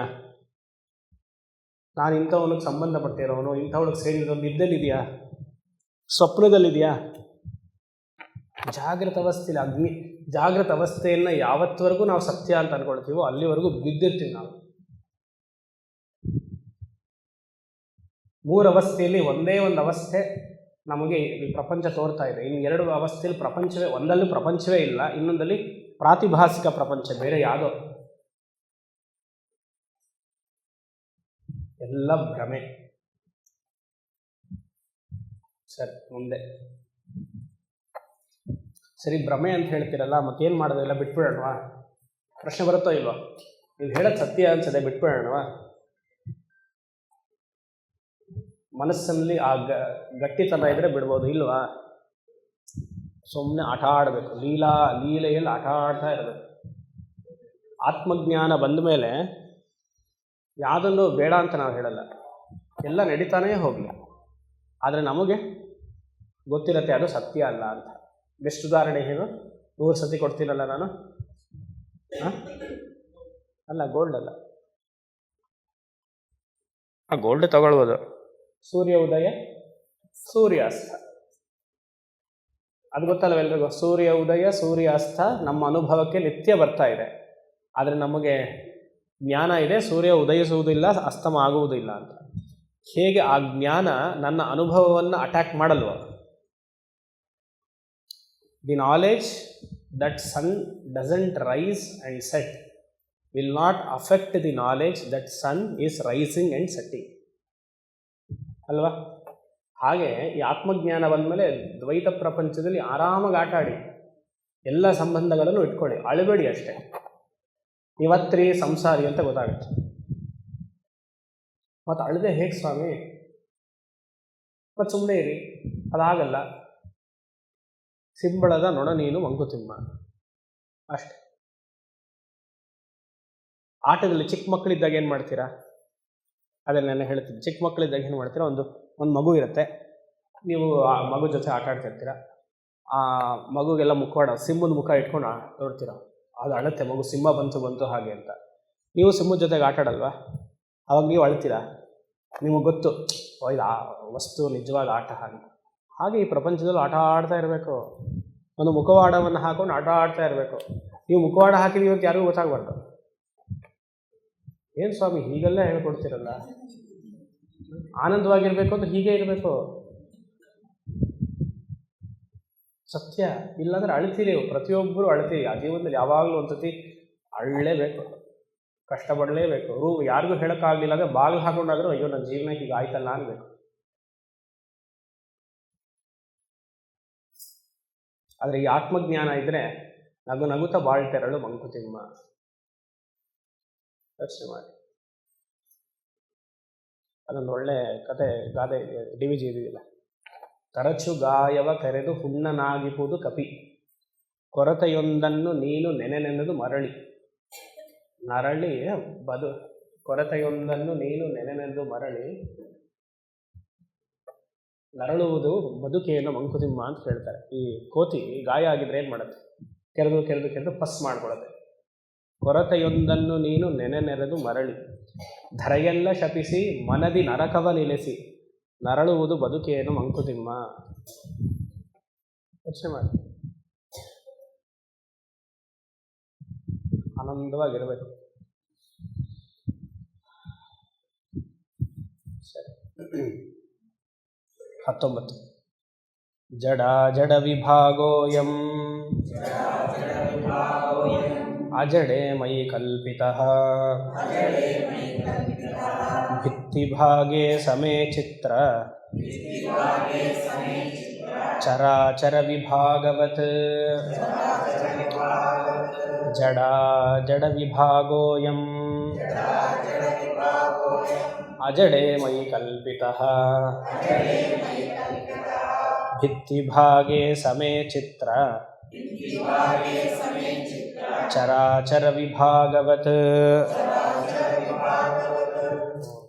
ಅಜ್ಞಾನದ ಇನ್ನೊಂದು ಮುಖ ಅಂದರೆ ಆತ್ಮ ಅಜ್ಞಾನ ಇರೋವರೆಗೂ ಪ್ರಪಂಚ ಸತ್ಯ ಅಂತ ಗೊತ್ತಾದಾಗ ಎಲ್ಲವೂ ಸತ್ಯ ಅಂತ ಅನಿಸುತ್ತೆ. ಇಲ್ಲಿ ಹೇಳ್ತಿದ್ದಾರೆ, ಒಂದು ಪ್ರಶ್ನೆಯನ್ನು ತಗೊಳ್ತಾರೆ. ಸರಿ ಸ್ವಾಮಿ, ಆತ್ಮ ಚೈತನ್ಯ ಗೊತ್ತಿಲ್ಲ ಅಂದರೆ ಪ್ರಪಂಚ ಹೇಗೆ? ಈ ಪ್ರಪಂಚ ಜಗತ್ಕಾರಣಂ ಬ್ರಹ್ಮ, 3ನೇ ಶ್ಲೋಕ ನಾಪ್ತಾ ಇರಬೇಕು, ತಟಸ್ಥ ಲಕ್ಷಣ. ಹೇಗೆ ಆತ್ಮ ಚೈತನ್ಯದಿಂದ 2 ಅಂಶಗಳು ಹುಟ್ಕೊಳ್ತು? 3ನೇ ಶ್ಲೋಕವನ್ನು ರೆಫರೆನ್ಸ್ ತಗೊಂಡ್ರೆ ಇದಕ್ಕೆ ಕನೆಕ್ಟ್ ಮಾಡಬೇಕು. ಒಂದು ಚೇತನ ಪ್ರಪಂಚ ಅಂತ ಹುಟ್ಕೊಳ್ತು, ಇನ್ನೊಂದು ಜಡ ಪ್ರಪಂಚ ಹುಟ್ಕೊಳ್ತು. ಚೇತನ ಪ್ರಪಂಚ ಎಲ್ಲ ಜೀವಿಗಳು, ನಾವೆಲ್ಲ ಹುಟ್ಟಿದ್ವಿ. ಆದರೆ ಜಡ ಆತ್ಮ ಚೈತನ್ಯದಿಂದ ಹುಟ್ಟಕ್ಕೆ ಹೇಗೆ ಸಾಧ್ಯ? ಯಾಕಂದರೆ ಅದು ಚೇತನ ಅಲ್ವಾ. Consciousness principles means it is conscious. ಜೀವಿಗಳು ಚೈತನ್ಯ ಭರಿತವಾಗಿದೆ. ಆದರೆ ಜಡ ಹುಟ್ಕೊಳ್ತಲ್ಲ. ಈ ಮರ ಅಲ್ಲ ಜಡ ಅಲ್ವಾ? ಮರ ಅಂತೀನಿ, ಬೆಟ್ಟಗಳೆಲ್ಲ ಜಡ ಅಲ್ವಾ? ಹೇಗೆ ಹುಟ್ಕೊಳ್ತು? ಪ್ರಶ್ನೆ ಬರುತ್ತಲ್ವಾ? ಅದಕ್ಕೆ ಇಲ್ಲಿ ಉತ್ತರ. ಡ್ರೀಮ್ ಎಕ್ಸಾಂಪಲ್ ತಗೊಳ್ಳಿ. ಕನಸಲ್ಲಿ ನಾವೇ ತಾನೇ ಕನಸನ್ನು ಸೃಷ್ಟಿ ಮಾಡ್ತೀವಿ. ಇವಾಗ ನೋಡೋದಲ್ಲ, ಕನಸನ್ನು ಸೃಷ್ಟಿ ಮಾಡಿದಾಗ ಅಲ್ಲಿ ನಾನೇ ಹಲವಾರು ರೀತಿಯಾಗಿ ಇರ್ತೀನಲ್ವ. ಅದೆಲ್ಲ ಇನ್ ಲಿವಿಂಗ್ ಬೀಯಿಂಗ್ಸ್. ಕನಸಿನಲ್ಲೂ ನಾನು ಕೈಲಾಸ ಮಾನಸ ಸರೋವರಕ್ಕೆ ಹೋಗ್ತೀನಿ ಅಲ್ವಾ. ಆ ಕೈಲಾಸ ಪರ್ವತ ಜಡನ ಚೈತನ್ಯನ? ಕನಸಿನಲ್ಲಿ ಜಡ. ಅಲ್ಲಿ ಹೋಗಿ ಸುತ್ತುತ್ತೀನಲ್ಲ, 51 ಕಿಲೋಮೀಟರ್ ಪ್ರದಕ್ಷಿಣೆ ಹಾಕ್ತೀನಲ್ಲ. ಯಾತಕ್ಕೆ ಪ್ರದಕ್ಷಿಣೆ ಹಾಕ್ತಿದ್ದೀರಾ? ಅಷ್ಟು ಗೊತ್ತಾದರೆ ಸಾಕು. ಇಲ್ಲಿಂದ 2 ಲಕ್ಷ ರೂಪಾಯಿ ಕೊಟ್ಟು ಮ್ಯಾಗಿ ತಿನ್ನೋಕ್ಕೆ ಇಲ್ಲಿ ಕೈಲಾಸ ಮಾನಸ ಸರೋವರ್ಗೆ. ಅಲ್ಲೇನು ಹುರುಳಿಕಾಯಿ ಪಲ್ಯ ಆಲೂಗಡ್ಡೆ ಪಲ್ಯ ಸಿಗುತ್ತೆ ಅಂದ್ಕೊಂಡ್ರ? ಸೃಷ್ಟಿ ಮಾಡಿದ್ಯಾರು ಕನಸಿನಲ್ಲಿ ಆ ಮಾನಸ ಸರೋವರನ? ಇಲ್ಲಿ ಹೇಗೆ ಸೃಷ್ಟಿಯಾಗಿದೆ? ಎಲ್ಲರ ಮನಸ್ಸು ಸೇರಿ ಪ್ರಪಂಚ ಸೃಷ್ಟಿಯಾಗಿದೆ. ಯಾವಾಗ ಮನಸ್ಸೆಲ್ಲ ಪ್ರವಿಲಾಪನ ಆಗುತ್ತೋ ಅವಾಗೆಲ್ಲ ಲಯವಾಗ್ಬಿಡುತ್ತೆ. ಅದಕ್ಕೆ ಎಲ್ಲರೂ ರಾತ್ರಿ ನಿದ್ದೆ ಮಾಡೋದು. ನಿದ್ದೆಯಲ್ಲಿ ಯಾವ ಪ್ರಪಂಚದ ಅರಿವು ನಮಗಿಲ್ಲ. ಇದನ್ನು ವಿಚಾರ ಮಾಡಬೇಕು. ಯಾತಕ್ಕೆ ಹೋಗ್ತಿದ್ದೀರಾ ಅಲ್ಲಿ? ಏನು ಕಮ್ಮಿ ಆಗಿದೆ ಇಲ್ಲಿ ಅಂತೆಲ್ಲ ಪ್ರಶ್ನೆ ಮಾಡ್ಕೊಂಡು ನೀವು ಹೇಳಿ, ಸ್ವಾಮಿ ಟೈಮ್ ಪಾಸಿಗೆ ನಾನು ಹೋಗ್ತಾ ಇದ್ದೀನಿ ಅಂತ ಹೇಳಿ ಒಪ್ಕೊಳ್ಳೋಣ. ಮನೇಲಿ ಇದ್ದಿದ್ದು ಬೇಜಾರಾಯಿತು, ಅದಕ್ಕೆ ಒಂದು ಸತಿ ವಾತಾವರಣ ನೋಡ್ಕೊಂಡು ಬರೋಣ, ಓಕೆ. ಅದಕ್ಕೆ ನೀವು ಪುಣ್ಯವನ್ನೋ ಪಾಪವನ್ನೋ ಧರ್ಮವನ್ನೋ ಸೇರಿಸಿದ್ರೆ ಅಜ್ಞಾನ ಇದೆ ಅಂತ ಅರ್ಥ. ಇಲ್ಲ ನಾವು ಮಾನಸ ಸರೋವರ್ಗೆ ಹೋದರೆ ನಮಗೆ ಪುಣ್ಯ ಅಂತೆ. ಹೇಗೆ ಪುಣ್ಯ ಅದು? ಹೇಗೆ ಪುಣ್ಯ? ಮಾನಸ ಸರೋವರ್ಗೆ ಹೋದರೆ ಪುಣ್ಯ ಹೇಗೆ? ಇಲ್ಲ ಶಾಸ್ತ್ರದಲ್ಲೆಲ್ಲ ಹೇಳಿದಾರಲ್ಲ ಸ್ವಾಮಿ, ಶಿವನ ದರ್ಶನ ಆದರೆ ಪುಣ್ಯ ಅಂತೆ.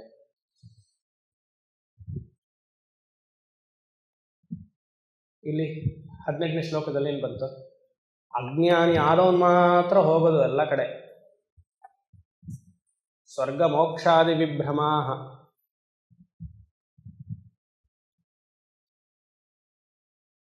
ಯೋಚನೆ ಮಾಡಿ, ಆತ್ಮ ಚೈತನ್ಯದಿಂದ ಒಂದು ಜಡವಸ್ತು ಬಂತು. ಹೇಗೆ ಕನಸಿನಲ್ಲಿ ನಾನೇ ಆ ಚೇತನ ಪ್ರಪಂಚವನ್ನು ಸೃಷ್ಟಿ ಮಾಡ್ತೀನಿ, ಅಥವಾ ಚೇತನ ವ್ಯಕ್ತಿಯನ್ನು ಮಾಡ್ತೀನಿ, ಅಚೇತನ ಜಡವನ್ನು ಮಾಡ್ತೀನಿ, ಹಾಗೆ ಈ ಸಮಸ್ತ ಜಾಗೃತ ಅವಸ್ಥೆಯು ನಮ್ಮ ಎಲ್ಲರ ಮನಸ್ಸು ಸೇರಿ ಉದ್ಭವವಾಗಿದೆ. ಆಮೇಲೆ ಒಬ್ಬರು ಬಂದು ಬರೀತಾರೆ, ಓ ನಿಮಗೆ ಈ ಥರ ದರ್ಶನ ಆಯಿತಾ, ಕೈಲಾಸ ಮಾನಸ ಸರೋವರ್ಗೆ ಹೋಗಿ ಒಳ್ಳೆಯದಾಯಿತು, ನಿಮಗೆ ಶಿವದೀಕ್ಷೆ ಪ್ರಾಪ್ತಿ ಆಯಿತು, ನಾಳೆಯಿಂದ ಜಪ ಮಾಡ್ತಾ ಬನ್ನಿ. ನೀವೇ ಸೃಷ್ಟಿ ಮಾಡಿಕೊಂಡ್ರಿ, ನೀವೇ ಮಾಡ್ಕೊಂಡು ಆಮೇಲೆ ನೀವೇ ಇನ್ನೊಬ್ಬರು ಗುರುಗಳ ಹತ್ರ ಸ್ವಪ್ನ ಪ್ರಪಂಚದಲ್ಲಿ ಆಗುವಂತಹ ದೈವಿಕ ಅನುಭವವನ್ನು ಯಾವ ಗುರುಗಳ ಹತ್ರ ಕೇಳಬೇಕು? ಸ್ವಪ್ನ ಗುರುಗಳ ಹತ್ರ ಕೇಳಬೇಕು. ನಾವು ಮಾಡುವಂಥ ತಪ್ಪೇನೋ ಜಾಗೃತ ಅವಸ್ಥೆಯಲ್ಲಿ ಬಂದು ಕೇಳ್ತೀವಿ ಗುರುಗಳನ್ನ. 2 ಡಿಫ್ರೆಂಟ್ ಆರ್ಡರ್ ಆಫ್ ರಿಯಾಲಿಟಿ, ಒಂದು ಹೈಯರ್ ಆರ್ಡರ್, ಒಂದು ಲೋಯರ್ ಆರ್ಡರ್. ಇಲ್ಲೇ ಹೋದ ಸತಿ ಮುಂಡಕ ಉಪನಿಷತ್ತು ಹೇಳಿದ್ದೆ.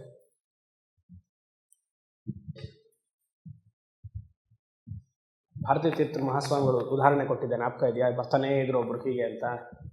ಯಾರೋ ಒಬ್ರು ಬಂದು ಸ್ವಾಮಿಗಳ ಹತ್ರ, ನನಗೆ ಕನಸಾಯಿತು, ಕನಸಲ್ಲಿ ನೀವು ಬಂದು, ಅಲ್ಲ ನಂದು ಅದೇ ಕೇಸ್ ಬಿಡಿ ಆಯಿತಾ, ಕನಸಲ್ಲಿ ನೀವು ಬಂದು ಸುಬ್ರಹ್ಮಣ್ಯನ ಮಂತ್ರ ಕೊಟ್ರಿ, ಹೌದಾ? ಹೇಳಿದ್ದೆ ತಾನು? ಇಲ್ಲ ಇದೇ ಜಾಗದಲ್ಲಿ ಕೂತ್ಕೊಂಡು ಹೇಳಿದ್ದೆ, ಜ್ಞಾಪಕ ಇದೆ ನನಗೆ. ಹೌದು, ಮಂತ್ರ ಜ್ಞಾಪಕ ಇದೆಯಾ ಅಂತ ಕೇಳಿದ್ರಂತೆ. ಏನು ಮಂತ್ರ? ಓಂ ಶರಣ ಭವ ಓಂ ಹೇಳು ಹೋಗುವಂಥರಂತೆ. ಅಲ್ಲಿ ಯಾಕೆ ನಮ್ಗೆ ಹೇಗೆ ಗೊತ್ತಾಯಿತು ಅಂದರೆ, ಓಂಕಾರಾನಂದ ಸ್ವಾಮಿಗಳು ನಮ್ಮ ಗುರುಗಳ ಪಕ್ಕದಲ್ಲೇ ಕೂತಿದ್ರು ಆಗ. ಅಂದರೆ ಸ್ವಾಮಿಗಳು ಅವಾಗ ಪೀಠಕ್ಕೆ ಬಂದು ತೀರ್ಥ ಎಲ್ಲ ಕೊಡ್ತಾಯಿದ್ರು. ಹೇಗೆ ಅಭಿನವ ವಿದ್ಯಾತೀರ್ಥರಿದ್ದಾಗ ಅವ್ರ ದರ್ಶನ ಆದಮೇಲೆ ತೀರ್ಥವನ್ನು ಕೊಡೋರು, ಹೇಗೆ ಈಗ ವಿಧುಶೇಖರ ಭಾರತಿ ಮಹಾಸ್ವಾಮಿಗಳು ಮಾಡ್ತಿದ್ದಾರೋ ಹಾಗೆ. ಅವ್ರು ಕೇಳಿದ್ರಂತೆ, ಇದೇನು ನೀವು ಹೀಗೆ ಹೇಳಿದ್ರಲ್ಲ ಅಂದರು. ಸುಮ್ಮನೆ ಬಿಡು. ನೆಕ್ಸ್ಟ್ ಇನ್ನೊಬ್ರು ಬಂದಂತೆ, ಅದು ಜಾತಕ ಇದು ಮನೆ ಪ್ಲ್ಯಾನ್ ಎಲ್ಲ ತೊಗೊಂಡು ಬಂದಿದ್ದಾರೆ. ಇದು ಹೀಗಿದೆಯಾ? ಸರಿ ನೆಕ್ಸ್ಟ್. 1 ಅವರ್ ಆದಮೇಲೆ ಇಬ್ಬರು ನಾವು ಇಲ್ಲೇ ಕೂತಿದ್ರೆ ನಮ್ಮಿಬ್ಬರು ತಲೆ ಕೆಡುತ್ತೆ, ಹೊರಗಡೆ ಹೋಗೋಣ ಅಂತ. ಯಾಕಂದ್ರೆ ಬರ್ತಾನೆ ಇರುತ್ತೆ ಜನ ಹೀಗೆ. ಅವ್ರ ನಿಜ ಸ್ವರೂಪವನ್ನು ತಿಳ್ಕೊಳ್ಬೇಕು. ಪಾಪ ಅವ್ರ ಭಕ್ತರಿಗೆ ಏನು ಹೇಳೋಕ್ಕಾಗಲ್ವಲ್ಲ. ಯಾಕಂದರೆ ಅವ್ರಿಗೆ ಇಲ್ಲ ನಾನು ಕನಸಲ್ಲಿ ಬರಲಿಲ್ಲ, ನಿನ್ಗೆ ಅದು ಮಂತ್ರ ನಾನು ಕೊಡಲಿಲ್ಲ ಅಂದರೆ ಅವ್ನಿಗೆ ಧರ್ಮಶ್ರದ್ಧೆ ಹೊಟ್ಟೋಗುತ್ತೆ. ಏನೋ ಬಂದಿದೆಯಲ್ವಾ, ನನ್ನ ಮೂಲಕ ಏನೋ ಆಗಿದೆಯಲ್ಲ, ಸರಿ ಮಾಡ್ಕೊ ಹೋಗು, ಪರವಾಗಿಲ್ಲ. ಯಾಕೆ ಉದಾಹರಣೆಯನ್ನು ಕೊಡ್ತಿದ್ದೀನಿ? ಕನಸನಲ್ಲಾಗುವಂತಹ ದೈವಿಕ ಅನುಭವವನ್ನು ಕನಸಲ್ಲಿರೋ ಗುರುಗಳನ್ನ ಕೇಳಬೇಕು. ಜಾಗೃತ ಅವಸ್ಥೆಯಲ್ಲಿರೋ ಗುರುಗಳನ್ನ ಕೇಳಿದ್ರೆ ನೋಡಿ, ಮೂರ್ಖರು ನಾವು ಹೇಗೆ ಮಾಡ್ತೀವಿ. ಅದಕ್ಕೆ ಪಾಪ ಅವರೇ ಹೇಳ್ತಾರೆ, ಹೌದು ಧರ್ಮಶ್ರದ್ಧೆ ಇದೆಯಲ್ಲ, ಸರಿ ಮಾಡಿ. ಏನೋ ಅರ್ಥಕಾಮವನ್ನು ಮನಸ್ಸಲ್ಲಿ ಇಟ್ಕೊಳ್ಳೋ ಬದಲು ಓಂ ನಮಃ ಶಿವಾಯ ಅಂತಾದರೂ ಹೇಳಲಿ, ನಮೋ ನಾರಾಯಣ ಅಂತಾದರೂ ಹೇಳಲಿ ಅಲ್ವಾ? ಇಲ್ಲೆಲ್ಲ ಅದೇ ನನ್ನ ಆತ್ಮಚೈತನ್ಯ ಆಗಿರುವಂತಹ ಏನು ಮೈ ಕಲ್ಪಿತ. ಎಷ್ಟು ಚೆನ್ನಾಗಿದೆ ನೋಡಿ, ಮೈ ನಾನೇ ಸೃಷ್ಟಿ ಮಾಡಿದ್ದೀನಿ. ಇದೆಲ್ಲ ಕನಸನ್ನು ಹೇಗೆ ನೀವೇ ಸೃಷ್ಟಿ ಮಾಡಿದ್ದೀರ ಅಂತ ಒಪ್ತಿರೋ ಹಾಗೆಯೇ ಜಾಗೃತ ಪ್ರಪಂಚವು. ಒಪ್ಕೊಳ್ಳೋಕ್ಕಾಗಲ್ಲ, ಯಾಕಂದರೆ ಸ್ಥೂಲ ರೂಪವಾಗಿದೆಯಲ್ಲ. ಕನಸಲ್ಲಿದ್ದಾಗ ನೀವು ಕನಸು ಅಂತ ಒಪ್ಕೊಳ್ತೀರಾ?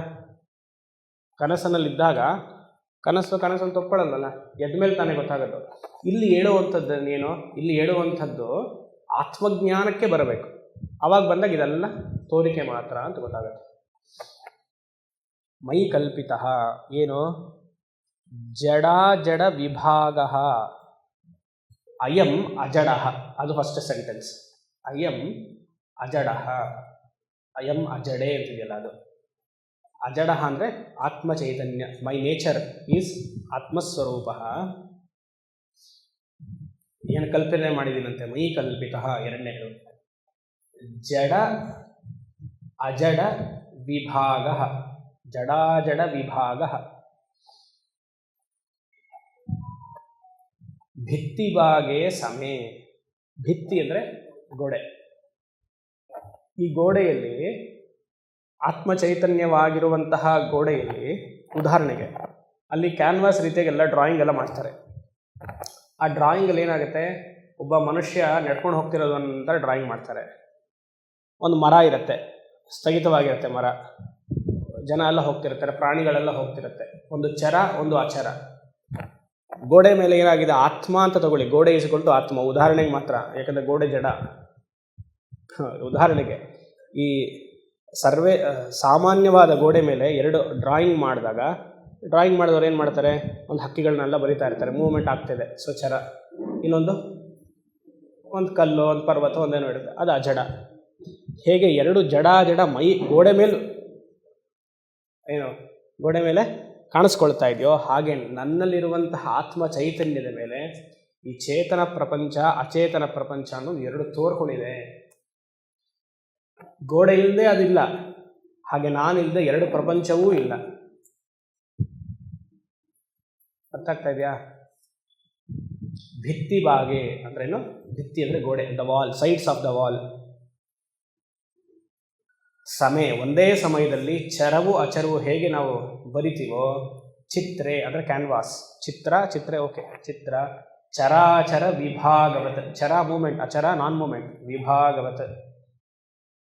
ಕುದುರೆಗಳನ್ನೆಲ್ಲ ಬರಿತೀವಿ, ಹಸು ಎಲ್ಲ ಹೋಗ್ತಾ ಇರುತ್ತೆ, ಒಂದು ಕಡೆ ಪರ್ವತವನ್ನ ಇರುತ್ತೆ, ಡ್ರಾಯಿಂಗ್ ಮಾಡ್ತಾರಲ್ಲ. ಅದೇ ರೀತಿಯಾಗಿ ಆತ್ಮಚೈತನ್ಯ ಅನ್ನುವಂತಹ ನನ್ನ ಭಾಗದಲ್ಲಿ, ಭಿತ್ತಿ ಭಾಗದಲ್ಲಿ ಅಜಡೇ ಮಯಿ ಕಲ್ಪಿತ. ಏನು? ಚೇತನಃ ಜೀವ, ಅಚೇತನಃ ಜಗತ್ ಕಲ್ಪಿತ. ಮುಂದೆ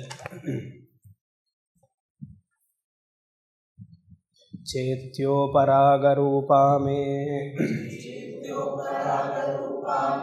ಸಾಕ್ಷಿತಾಪಿ ನ ತಾತ್ವಿಕೀ ಉಪಲಕ್ಷಣಮೇವೇಯಂ ನಿಸ್ತರಂಗಚಿದಂಬುಧೇಃ ಚೇತ್ಯೋಪರಾಗರೂಪಾ ಮೇ ಸಾಕ್ಷಿತಾಪಿ ನ ತಾತ್ವಿಕೀ ಉಪಲಕ್ಷಣಮೇವೇಯಂ ನಿಸ್ತರಂಗಚಿದಂಬುಧೇಃ.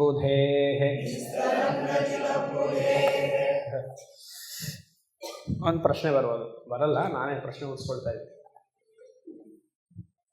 ಈ ಆತ್ಮ ಚೈತನ್ಯದ ಆಧಾರದಲ್ಲಿ ಎರಡು ಪ್ರಪಂಚಗಳು ಕಲ್ಪಿತ ಅಂತ ಹೇಳಿದ್ರಿ ಅಲ್ವಾ?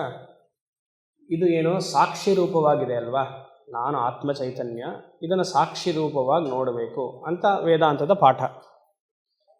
ಇಲ್ಲಿ ಹೇಳ್ತಾರೆ, ಸಾಕ್ಷಿನೂ ಆಬ್ಸಲ್ಯೂಟ್ ರಿಯಾಲಿಟಿ ಅಲ್ಲ, ಪಾರಮಾರ್ಥಿಕ ಸತ್ಯ ಅಲ್ಲ. ಸೆಂಟೆನ್ಸ್ ಅರ್ಥ ಮಾಡ್ಕೊಳ್ಳಿ. ವೇದಾಂತದಲ್ಲಿ ಬ್ರಹ್ಮ ಸತ್ಯಂ ಜಗನ್ಮಿಥ್ಯ ಅಂತ ನಮಗೆ ಗೊತ್ತಿದೆ. ಸತ್ಯವಾಗಿರುವಂತಹ ನಾನು ಜಗತ್ತು ಮಿಥ್ಯ ಏನು ತೋರ್ತಾ ಇದೆಯಲ್ವಾ, ಅದನ್ನು ಸಾಕ್ಷಿ ರೂಪವಾಗಿ ನೋಡುವಂಥ ಪಾಠ. ಅದಕ್ಕೆ ಅಂಟ್ಕೊಳ್ಬೇಡ, ಸೈಲೆಂಟಾಗಿರೋ, ನೋಡ್ತಾ ಇರೋ ಹಾಗೆ ಅಂತ. ಆ ಸಾಕ್ಷಿ ವಿಟ್ನೆಸ್, ಸಾಕ್ಷಿ ರೂಪವಾಗಿ ನೋಡುವಂಥದ್ದು ಪಾರಮಾರ್ಥಿಕ ಸತ್ಯ ಅಲ್ಲ ಅಂತ ಇದ್ದಾರೆ ಇಲ್ಲಿ. ಯಾಕೆ? ಸಾಕ್ಷಿನೂ ಯಾತಕ್ಕೆ ಪಾರಮಾರ್ಥಿಕ ಸತ್ಯ ಅಲ್ಲ?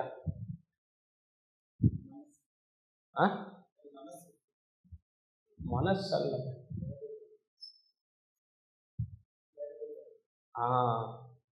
ಸಾಕ್ಷಿ ಅನ್ನುವಂಥದ್ದು ಅಬ್ಸರ್ವರ್ ಒಂದಿದ್ದಾನೆ, ಇನ್ನೊಂದು ಅಬ್ಸರ್ವ್ಡ್ ಎರಡಿದೆ. ದ್ವೈತ ಬಂದ್ಬಿಡ್ತಲ್ಲ. ಹಲವಾರು ವೃತ್ತಿಗಳನ್ನು ನಿಲ್ಲಿಸಬೇಕು ಅಂದರೆ ಸಾಕ್ಷಿ ವೃತ್ತಿಯನ್ನು ಬೆಳೆಸ್ಕೊಳ್ಬೇಕು, ಆಮೇಲೆ ಸಾಕ್ಷಿ ವೃತ್ತಿಯನ್ನೂ ತಳ್ಳಿ ಹಾಕಬೇಕು. ನಾ ಸಾಕ್ಷಿಯಾಗಿ ಎಲ್ಲವೂ ಸಾಕ್ಷಿಯಾಗಿ ನೋಡು ಅಂತಂದ್ರೆ ಏನಿದೆ, ಪ್ರಪಂಚವೇ ಇಲ್ಲ ಅಂತಿದ್ದಾಗ ಸಾಕ್ಷಿಯಾಗಿ ಏನು ನೋಡ್ತೀರಾ? ಅದು ಇನಿಷಿಯಲಿ ಪಾಠಕ್ಕೋಸ್ಕರ. ಇವಾಗ ಒಂದು ಮೆಟ್ಲನ್ನು ಹತ್ಕೊಂಡು ಹೋಗ್ತೀರಾ, ಮೇಲ್ಗಡೆ ಹೋಗ್ಬೇಕು, ಒಂದು ಮೆಟ್ಲನ್ನ ಹತ್ತುತ್ತಾ ಹೋಗಬೇಕು. ಅದ್ವೈತ ವೇದಾಂತದಲ್ಲಿ ನಾನು ದೇಹ ಅಲ್ಲ ಅನ್ನೋದು ಮುಖ್ಯ ಪಾಠ ಅಲ್ಲ, ನಾನು ಇಂದ್ರಿಯಗಳ ಅತೀತನಾಗಿದ್ದೀನಿ ಅನ್ನೋದು ಮುಖ್ಯ ಪಾಠವಲ್ಲ, ನಾನು ಸಾಕ್ಷಿ ಅನ್ನೋದು ಮುಖ್ಯ ಪಾಠವಲ್ಲ, ನಾನು ಸದ್ವಸ್ತು ಅನ್ನೋದಷ್ಟೇ. ಅಹಂ ಏವ ಅಸ್ಮಿ, ಅದು ಮೇನ್ ಟೀಚಿಂಗ್ ಆಫ್ ಅದ್ವೈತ. ಮೆಟ್ಲು ಹತ್ತುತ್ತಾ ಹೋಗ್ತಾ ಇರಬೇಕಂದ್ರೆ ಮೊದಲನೇ ಮೆಟ್ಲದೇನು, ನಾನು ದೇಹ ಅಲ್ಲ, ಅದೊಂದು ಮೆಟ್ಲು ಬೇಕು. ಅದು ಬಿಡಬೇಕಲ್ವ? ಅಲ್ಲಿ ಅಂಟ್ಕೊಂಡೇ ಇದ್ರೇನು, ನಾನು ದೇಹ ಅಲ್ಲ ಅಂದರೆ ನಿಮ್ಗೇನು ಆತ್ಮಜ್ಞಾನ ಬಂತ? ಇಂದ್ರಿಯಾತೀತಗಳು ನಾನು, ಇಂದ್ರಿಯಾತೀತವಾಗಿರುವಂತಹ ಸದ್ವಸ್ತು ನಾನು, ಎರಡನೇ ಮೆಟ್ಲು. ಪಂಚಕೋಶದ ವಿವೇಕ, ಪಂಚಕೋಶದ ವಿಲಕ್ಷಣ ನಾನು, ಮೂರನೇ ಮೆಟ್ಲು. ಎಲ್ಲವನ್ನು ಸಾಕ್ಷಿ ರೂಪವಾಗಿ ನೋಡ್ತಾ ಇದ್ದೀನಿ, ನಾಲ್ಕನೇ ಮೆಟ್ಲು. ಅಷ್ಟು ಹೇಳಬೇಕು ಅಂದರೆ ದ್ವೈತ ಇದೆಯಲ್ಲ, ನಿರಾಕರಣ ಮಾಡೋಕ್ಕೆ ಹಂತವಾಗಿ ಹೋಗೋದು. ಕೊನೆಗೆ ಅಹಮೇವ ಸದ್ರೂಪ ಅಸ್ಮಿ, ಅದು ಹೇಳೋಕ್ಕೂ ಆಗಲ್ಲ, ಸೈಲೆಂಟಾಗಿರ್ಬೇಕು. ಅಂದರೆ ಮೌನ. ಜ್ಞಾನದಲ್ಲಿ ಏನಾಗುತ್ತೆ, ಮಾತು ಕಮ್ಮಿ ಆಗೋಗುತ್ತೆ. ನಾವು ಸುಮಾರು ಮಾತಾಡ್ತಾ ಇರ್ತೀವಿ ಅಂದರೆ ಏನಾಗಿದೆ, ನಮಗೆ ಅಜ್ಞಾನ ಜಾಸ್ತಿ ಇದೆ ಅಂತ. ನಿಮಗೂ ಇದೆಯಾ ಸ್ವಾಮಿ ಅಂತ ಕೇಳಿಬಿಡಿ, ಪಾಠಕ್ಕೋಸ್ಕರ ಹೇಳ್ತಾ ಇದ್ದೀವಿ. ನಾವು ಮಾತಾಡಬೇಕು, ಒಬ್ಬರ ಹತ್ರ ಮಾತಾಡಬೇಕು, ಸುಮ್ಮನೆ ಫೋನ್ ಇರಲ್ಲ ನಮಗೆ ಪಕ್ಕದಲ್ಲಿ. ಕಾಲ್ ಮಾಡಬೇಕು ಅನ್ಸುತ್ತೆ, ವಾಟ್ಸಾಪ್ ನೋಡಬೇಕು ಅಂತ ಅನ್ಸುತ್ತೆ, ಆಯಿತಾ? ಸೋಷಿಯಲ್ ಮೀಡಿಯಾ ಆನ್ ಮಾಡ್ಕೊಂಡು ಏಕಲವ್ಯನ ಥರ ಪಾಪ ನಮಗೆ ಕೊಟ್ಟಿರೋದು ಒಂದೇ ಇದು ಬೆಟ್ಟು ಹಿಂಗೆ ಮಾಡ್ತಾ ಇರಬೇಕು ಅನ್ಸುತ್ತೆ. ಅದೆಲ್ಲ ನಿಮ್ಮ ಅಜ್ಞಾನವನ್ನು ಪ್ರದರ್ಶನ ಮಾಡುತ್ತಷ್ಟೇ. ಎಷ್ಟು ನೀವು ಬಹಿರಂತರೈಕ್ಯವನ್ನು ಹೊರಗಡೆ ಮನಸ್ಸು ಹೋಗ್ತಾ ಇರುತ್ತೋ ಅಷ್ಟು ವಿಚಲಿತವಾಗಿದೆ, ಅಷ್ಟು ವಿಕ್ಷೇಪ ಶಕ್ತಿ ಇದೆ ಅಂತ. ಅಷ್ಟು ವಿಕ್ಷೇಪ ಶಕ್ತಿ ಇರೋರ್ಗೆ ಅದಕ್ಕೆ ಕಾನ್ಸಂಟ್ರೇಷನ್ ಬರಲ್ಲ ಅಂತ ಅಲ್ವಾ? ಪೂರ್ಣ ಬ್ರಹ್ಮ ಸ್ವರೂಪ ನಾನು ಆಗಿದ್ದೀನಿ ಅಂತ ಆರಾಮ ಕಣ್ಣು ಮುಚ್ಕೊಂಡು ಹಿಂಗೆ ಕೂತಬಾರ್ದ? ಕಣ್ಣು ಮುಚ್ಚಿ ಕೂತ್ರೆ ಎಲ್ಲೆಲ್ಲೋ ಹೋಗುತ್ತೆ ಸ್ವಾಮಿ ಮನಸ್ಸು, ಭಯ ಆಗುತ್ತೆ. ಅದಕ್ಕೆ ಕೂರೋದೇ ಇಲ್ಲ, ಕಣ್ಣೇ ಮುಚ್ಚಲ್ಲ ಅಂದ್ರೆ ಒಬ್ರು. ಕಣ್ಣು ಮುಚ್ಚಿದ್ರೆ ಏನೇನೋ ಕೆಟ್ಟದೆಲ್ಲ ಬರುತ್ತೆ, ಅಷ್ಟು ಇಟ್ಕೊಂಡಿದ್ದಾರೆ ಒಳಗಡೆ ಅಂತ. ಆ ಭಯಕ್ಕೆ ಏನು ಕಣ್ಣೇ ಮುಚ್ಚಲ್ಲ. ಯೋಚನೆ ಮಾಡಿ.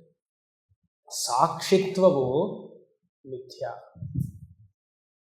ಐ ಆಮ್ ದಿ ಸಾಕ್ಷಿ ಪ್ರಿನ್ಸಿಪಲ್ ಈಸ್ ಆಲ್ಸೋ ಮಿಥ್ಯಾ, ಪೂರ್ಣ ಸತ್ಯ ಅಲ್ಲ ಅದು. ಅಹಂ ಏವ ಅಸ್ಮಿ ಅದು ಸತ್ಯ. ಅದು ಹೇಳಬೇಕು ಅಂದರೆ ಚಿದಾಭಾಸ ಬೇಕು. ನೆನ್ನೆ ಮೊನ್ನೆ ಶ್ಲೋಕದಲ್ಲಿ ನೋಡಿದ್ವಿ, ಅಹಂ ಏವ ಸದ್ರೂಪ ಅಸ್ಮಿ ಅಂತ ಹೇಳೋಕ್ಕೆ ಚಿದಾಭಾಸ ಬೇಕು. ಆ ಚಿದಾಭಾಸ ಬರುವಂಥದ್ದು ಸಾಕ್ಷಿ ಅವಸ್ಥೆಯಲ್ಲಿ ಮಾತ್ರ. ಅಪೂರ್ಣ ಬ್ರಹ್ಮ ಆದಮೇಲೆ ಸೈಲೆಂಟ್, ನೋ ಮೋಸ್ ಟಾಕಿಂಗ್. ನೋಡಿ, ಸಾಕ್ಷಿತಾಪಿ ನ ತಾತ್ವಿಕಿ. ಸಾಕ್ಷಿ ತಾ ಅಪಿ ನ ತಾತ್ವಿಕಿ. ತಾತ್ವಿಕಿ ಅಂದರೆ ಆಬ್ಸಲ್ಯೂಟ್ ರಿಯಾಲಿಟಿ ಅಲ್ಲ, ಪಾರಮಾರ್ಥಿಕ ಸತ್ಯ ಅಲ್ಲ ಸಾಕ್ಷಿ ಅನ್ನುವಂಥದ್ದು. ಯಾಕೆ? ಅದು ವ್ಯವಹಾರ.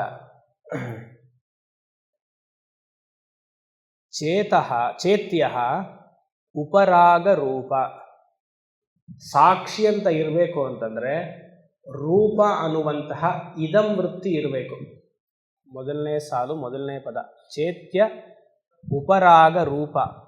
ರೂಪ ಅಂದರೆ ಸಂಬಂಧ ಅಂತ ಅರ್ಥ. ಯಾವುದಕ್ಕೆ ಸಂಬಂಧ? ಸಾಕ್ಷಿಗೊಂದು ಸಂಬಂಧ. ಉಪರಾಗ ಅಂದರೆ ಕಲ್ಮಶ ಅಂತ ಅರ್ಥ, ಟೈಂಟೆಡ್. ಇವಾಗ ಇದಕ್ಕೆ ಹೋಗ್ತಿರ್ತೀರ, ಹೈವೇಗೆ ಹೋಗ್ತಿರ್ತೀರ, ಯಾವುದೋ ಪಾಪಗೆ ಆಕ್ಸಿಡೆಂಟ್ ಆಗೋಗುತ್ತೆ, ನೀವು ಸಾಕ್ಷಿಯಾಗೇ ಇರ್ತೀರಲ್ವ? ಯಾರ್ದೋ ಬಿದ್ದಾಗ ಸಾಕ್ಷಿಯಾಗಿರ್ತೀರೋ ಇಲ್ವ? ಆದರೆ ಏನಾಗಿದೆ, ಸಾಕ್ಷಿಯಲ್ಲಿ ಮನಸ್ಸಿನಲ್ಲಿ ಒಂದು ಎಮೋಷನ್ ಕ್ರಿಯೇಟ್ ಆಗ್ತಿದೆ. ಅಯ್ಯೋ ಪಾಪ, ಹುಷಾರು ಓಡಿಸ್ಬೇಕಪ್ಪ, ನಮಗೆ ಸಡನ್ನಾಗಿ ಭಯ ಶುರು. ಅದಕ್ಕೆ ನಾನು ಲೆಫ್ಟಲ್ಲೇ ಹೋಗೋಕೆ ಹೇಳ್ತೀನಿ, 60 ಮೇಲೆ ಹೋಗಬಾರ್ದು ಅಂತ. ಸಾಕ್ಷಿ ರೂಪದಲ್ಲಿದ್ದಾಗ ಏನಾಗುತ್ತೆ, ಎಮೋಷನ್ ಕ್ರಿಯೇಟ್ ಆಗ್ತಾ ಇದೆ, ಗುಡ್ ಎಮೋಷನ್ಸ್. ಅದು ಆತ್ಮನ ಹಾಗಿದ್ರೆ ಅದು ಮಿಥ್ಯಾನೇ. ಅದಕ್ಕೆ ಹೇಳೋದು, ಸಾಕ್ಷಿಯಲ್ಲಿ ನೀವು ಸುಮ್ಮನೆ ಇವಾಗ ನೋಡ್ತಾ ಇದ್ರಿ, ಕ್ಲಾಸಲ್ಲಿ ಕೇಳಿಸ್ಕೊಳ್ತಾ ಇದ್ರಿ ಅಂದರೆ ಇದು ಸಾಕ್ಷಿನೇ. ಕಣ್ಣು ನೋಡ್ತಾ ಇದ್ರು ಮನಸ್ಸಿನಲ್ಲಿ ವೃತ್ತಿಗಳು ಬರ್ತಾನೇ ಇರುತ್ತಲ್ವಾ, that is not absolute reality. ಯಾವ ವೃತ್ತಿನೂ ಇಲ್ಲದೆ ನೀವು ಹೇಗಿರ್ತೀರಾ ಅದು ನಿಮ್ಮ ಜ್ಞಾನ ನಿಷ್ಠೆಯನ್ನು ತೋರಿಸುತ್ತೆ. ನಮ್ಮ ಸ್ವಾಮಿ ಓಂಕಾರದರು, ನಮ್ಮ ಗುರುಗಳು ಹೇಳ್ತಾ ಇದ್ದಾರೆ, ನೀವು ಹೊರಗಡೆ ನನಗೂ ಕೊನೆಗೆ ಪಾಠ ಮಾಡಿದ್ದೆ ಅವರು. ಪಾಠ ಅಂದರೆ ಉಪದೇಶ ಕೊಟ್ಟಿದ್ದು. ನೀವು ಹೊರಗಡೆ ಏನು ಬೇಕಂದ್ರೂ ವ್ಯವಹಾರದಲ್ಲಿ ಇರಪ್ಪ, ಏನು ತೊಂದರೆ ಇಲ್ಲ. ನೀವು ಆಶ್ರಮ ಮಾಡಿಸ್ತೀಯೋ ಅಥವಾ ಅದನ್ನು ದೊಡ್ಡದು ಮಾಡ್ತೀಯೋ ಅಥವಾ ಸಮಾಜ ಸೇವೆ ಮಾಡ್ತೀಯೋ, ಏನು ಬೇಕಂದ್ರೂ ಮಾಡು. ನಿನ್ನ ರೂಮಿಗೆ ಬಂದಾಗ ಅವ್ರು ಹೇಳೋದು, ಅವರು ಗ್ರೀನ್ ರೂಮ್ ಅಂತ ಕರೆಯೋದು. When you come to your green room, how your mind is. ನೀನು ರೂಮಿಗೆ ಬಂದಿದ ತಕ್ಷಣ ಅಯ್ಯೋ ಆಶ್ರಮ ಅಂತ ಹೇಳ್ತೀಯಾ, ಇಲ್ಲ ಮೊಬೈಲ್ ತೊಗೊಂಡು ಮೆಸೇಜ್ ಮಾಡ್ತೀಯಾ, ಏನೋ ಒಂದು ಎಷ್ಟು ವಿಕ್ಷೇಪಗೊಳ್ತಿದೆ ನೋಡು. If you are able to abide in your true self after coming to your room, teaching is complete. ಇಲ್ಲ ರೂಮಿಗೆ ಬಂದಮೇಲೆ ಏನೋ ಯೋಚನೆ ಮಾಡಿಕೊಂಡು ಇದ್ರೆ ಅರ್ಥ ಆಗ್ತಿದೆಯಾ ನಾ ಹೇಳ್ತಾ ಇರೋದು? ಜ್ಞಾನ ನಿಷ್ಠೆ ಅನ್ನೋದು ವ್ಯವಹಾರವನ್ನು ಮಾಡ್ತಿದ್ದಾಗ, ಯಾರು ಇಲ್ಲದೇ ಇರೋ ಸಮಯದಲ್ಲಿ ನಿಮ್ಮ ಮನಸ್ಸು ಏನು ಮಾಡ್ತಿದೆ, ಆವಾಗ ಸ್ವರೂಪದಲ್ಲಿ ನಿಂತಿದೆಯಾ ಮನಸ್ಸು, ಅದು ನಿಮಗೆ ಗೊತ್ತಾಗುತ್ತೆ. ನಾನು ಜ್ಞಾನಿಯಾಗಿದ್ದೀನಾ, ಜ್ಞಾನ ನಿಷ್ಠೆಯಲ್ಲಿದೆಯಾ ಅಂತ. ರೂಮಿಗೆ ಬಂದಾಗಲೂ ವ್ಯವಹಾರ, ಹೊರಗಡೆನೂ ವ್ಯವಹಾರ. ರೂಮಿಗೆ ಬಂದಾಗೂ ಜಪ ಧ್ಯಾನ ಎಲ್ಲ ಹೇಳ್ತಾ ಇಲ್ಲ, ಅದು ವ್ಯವಹಾರವೇ. ಯಾರೂ ಇಲ್ಲ, ಏಕಾಂತವಾಗಿ ನಾನು ಆರಾಮ, ಅದು ಸಾಧನೆ. ಹೌದು, ಚಿತ್ತಶುದ್ಧಿನೂ ಯೂಸ್ ಮಾಡಲ್ಲ ವೇದಾಂತದಲ್ಲಿ, ಎಲ್ಲ ಆಕ್ಯುಪೇಷನ್ ತಾನೆ. ನೀವು ಜಪ ಮಾಡ್ತೀನಿ ಅಂದ್ರೆ ಮೈಂಡ್ ಒಂದು ಆಕ್ಯುಪೇಷನ್, ಅದು ವಿಕ್ಷೇಪ. ಜಪ ಈಸ್ ಅ ವಿಕ್ಷೇಪ ಶಕ್ತಿ, ಧ್ಯಾನ ಈಸ್ ವಿಕ್ಷೇಪ. ಯಾಕಂದರೆ ಧ್ಯಾನ ಮಾಡಬೇಕು ಅಂದರೆ ಒಂದು ವಸ್ತು ಇರಬೇಕು. ನೀವು ಪ್ರಾಣಧ್ಯಾನ ಅಂತ ಹೇಳಿದ್ರು ಅದೊಂದು ವಸ್ತುನೇ, ಅಹಂಗ್ರೋಪಾಸನ ಅಂತ ಹೇಳಿದ್ರು ಅದೊಂದು ವಸ್ತುನೇ. ಅಭ್ಯಾಸ ಮಾಡೋಣ, ಸುಮ್ಮನೆ ಕೂತ್ಕೊಳ್ಳಿ ನೋಡೋಣ. ಅಯ್ಯೋ ಆಗಲ್ಲ, ಮನಸ್ಸು ಎಲ್ಲೆಲ್ಲ ಹೋಗುತ್ತೆ. ಅದು ಜ್ಞಾನ ನಿಷ್ಠೆ. ಇಲ್ಲಿ ಹೇಳ್ತಿರೋದು ಚೇತ್ಯ ಉಪರಾಗ ರೂಪ. ಸಾಕ್ಷಿ ಅನ್ನೋದು ವ್ಯವಹಾರದಲ್ಲಿ ಮಾತ್ರ, ಪಾರಮಾರ್ಥಿಕವಲ್ಲ. ಮತ್ತು ಏನು ಈ ಸಾಕ್ಷಿ ಅಂತ ಕರಿತೀವಲ್ಲ, ಉಪಲಕ್ಷಣ ಮೇವಾಯಂ, ಉಪಲಕ್ಷಣ ಮೇವೇಯಂ. ಅದೊಂದು ಅಟ್ರಿಬ್ಯೂಟ್, ಅದೊಂದು ಗುಣ. It is an incidental attribute. Incidental attribute ಅಂದರೆ ನಿಮಗೆ 3ನೇ ಶ್ಲೋಕನ ಅರ್ಥ ಬರಬೇಕು. ಇದೆಲ್ಲ 3ನೇ ಶ್ಲೋಕ. ಸ್ವರೂಪ ಲಕ್ಷಣ, ತಟಸ್ಥ ಲಕ್ಷಣ. ಅಹಂ ಬ್ರಹ್ಮಾಸ್ಮಿ ಅಥವಾ ಅಹಮೇ ಬ್ರಹ್ಮನು ಬಿಟ್ಬಿಡಿ, ಅಹಮೇವ ಅಸ್ಮಿ ಅಂತ ಹೇಳಬೇಕಂದ್ರೆ ಸ್ವರೂಪ ಲಕ್ಷಣ. ಅಹಂ ಜಗತ್ಕಾರಣ ಬ್ರಹ್ಮ ಅಸ್ಮಿ ಅಂದರೆ ತಟಸ್ಥ ಲಕ್ಷಣ. ಸ್ವರೂಪ ಲಕ್ಷಣ ನನ್ನ ನನ್ನ ನೇಚರನ್ನು ಹೇಳುತ್ತೆ. ತಟಸ್ಥ ಲಕ್ಷಣ ಅಂದ್ರೇನು? ಇಂಡೈರೆಕ್ಟಾಗಿ ಹೇಳುತ್ತೆ. ಜಗತ್ಕಾರಣ ಬ್ರಹ್ಮ ಅನ್ನೋದು ಇಂಡೈರೆಕ್ಟ್ ಟೀಚಿಂಗ್ ಆಫ್ ಉಪನಿಷತ್. ಸ್ವರೂಪ ಲಕ್ಷಣ ಅನ್ನೋದು ಮೇನ್ ಟೀಚಿಂಗ್ ಆಫ್ ಉಪನಿಷತ್. ಇನ್ನೊಂದು ಉದಾಹರಣೆ ಕೊಡಬೇಕು ಅಂದರೆ, ಹೇಳಿದ ನನ್ನ ಮಗ ಅಪ್ಪ ಅದೆಲ್ಲ ಆಯಿತು, ಇದು ಪ್ರಜ್ಞಾ ಅಕಾಡೆಮಿಗೆ ಬರಬೇಕು ಅಂತಲ್ಲಿ ರೋಡ್ ಕೊನೆಗೆ ನಿಂತ್ಕೊಂಡು ಕೇಳಿದ್ರೆ, ತಟಸ್ಥ ಲಕ್ಷಣದವ್ರು ಏನು ಹೇಳ್ತಾರೆ ಅಂದರೆ, ಅಲ್ಲಿ ಒಂದು ಕಾಗೆ ಇದೆಯಲ್ಲ, ಕಾಗೆಯಲ್ಲಿದೆ ನೋಡಿ, ಕಾಗೆ ಪಕ್ಕದಲ್ಲಿ ಒಂದು ಮನೆ ಕಾಣಿಸ್ತಾ ಇದೆಯಲ್ಲ, ಒಂದು ಬಲ್ಪ್ ಇದೆಯಲ್ಲ, ಅದೇ GK ಅಕಾಡೆಮಿ ಅಥವಾ ಪ್ರಜ್ಞಾ ಅಕಾಡೆಮಿ ಅಂತ ಹೇಳ್ತಾರೆ. ಅಂದರೆ ಇಂಡೈರೆಕ್ಟ್.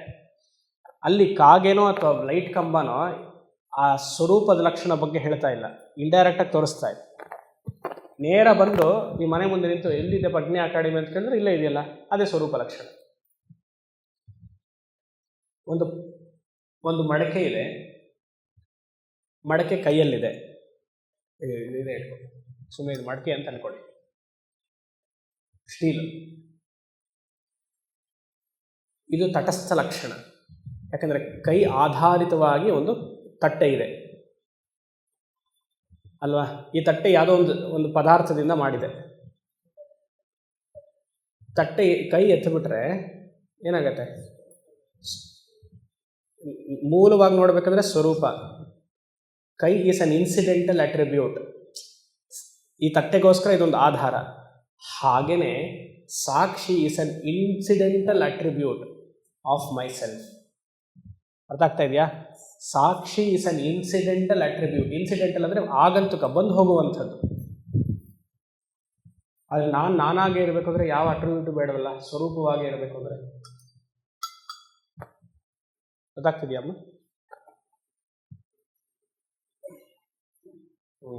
ಉಪಲಕ್ಷಣ ಮೇವೇಯಂ. ಬರೀ ಪಾಠಕ್ಕೋಸ್ಕರ ಸಾಕ್ಷಿಯನ್ನು ಉದ್ಧರಿಸ್ತಾ ಇರೋದು. ಯಾಕಂದರೆ ಸಾಕ್ಷಿತ್ವವು ಅದೊಂದು ಮನಸ್ಸಿನ ವೃತ್ತಿ. ಹಲವಾರು ವೃತ್ತಿಗಳಲ್ಲಿ ಸಾಕ್ಷಿತ್ವ ಅನ್ನೋದು ಒಂದು ವೃತ್ತಿ. ಹಲವಾರು ವೃತ್ತಿಯನ್ನು ನಿಷೇಧ ಮಾಡಿ ಸಾಕ್ಷಿತ್ವವನ್ನು ತರಬೇಕು. ಆ ಸಾಕ್ಷಿತ್ವದಕ್ಕೂ ಆಧಾರ ಯಾವುದು?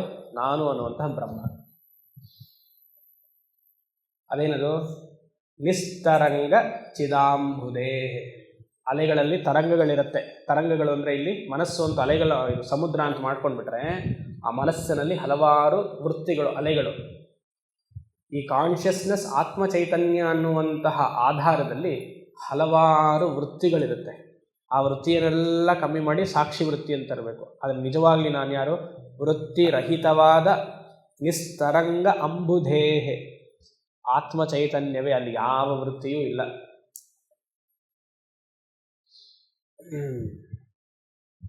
ಸಾಕ್ಷಿತ್ವವು ಪೂರ್ಣ ಬ್ರಹ್ಮನಲ್ಲ. ಯಾಕಂದರೆ ಸಾಕ್ಷಿ ಅಂದ ತಕ್ಷಣ ಇನ್ನೊಂದು ವಸ್ತು ಬೇಕಾಗತ್ತೆ ನಮಗೆ. ಸರಿ,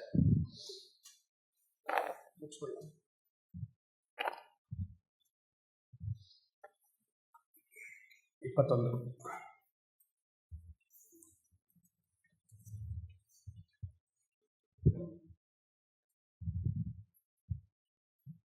ಓಕೆ.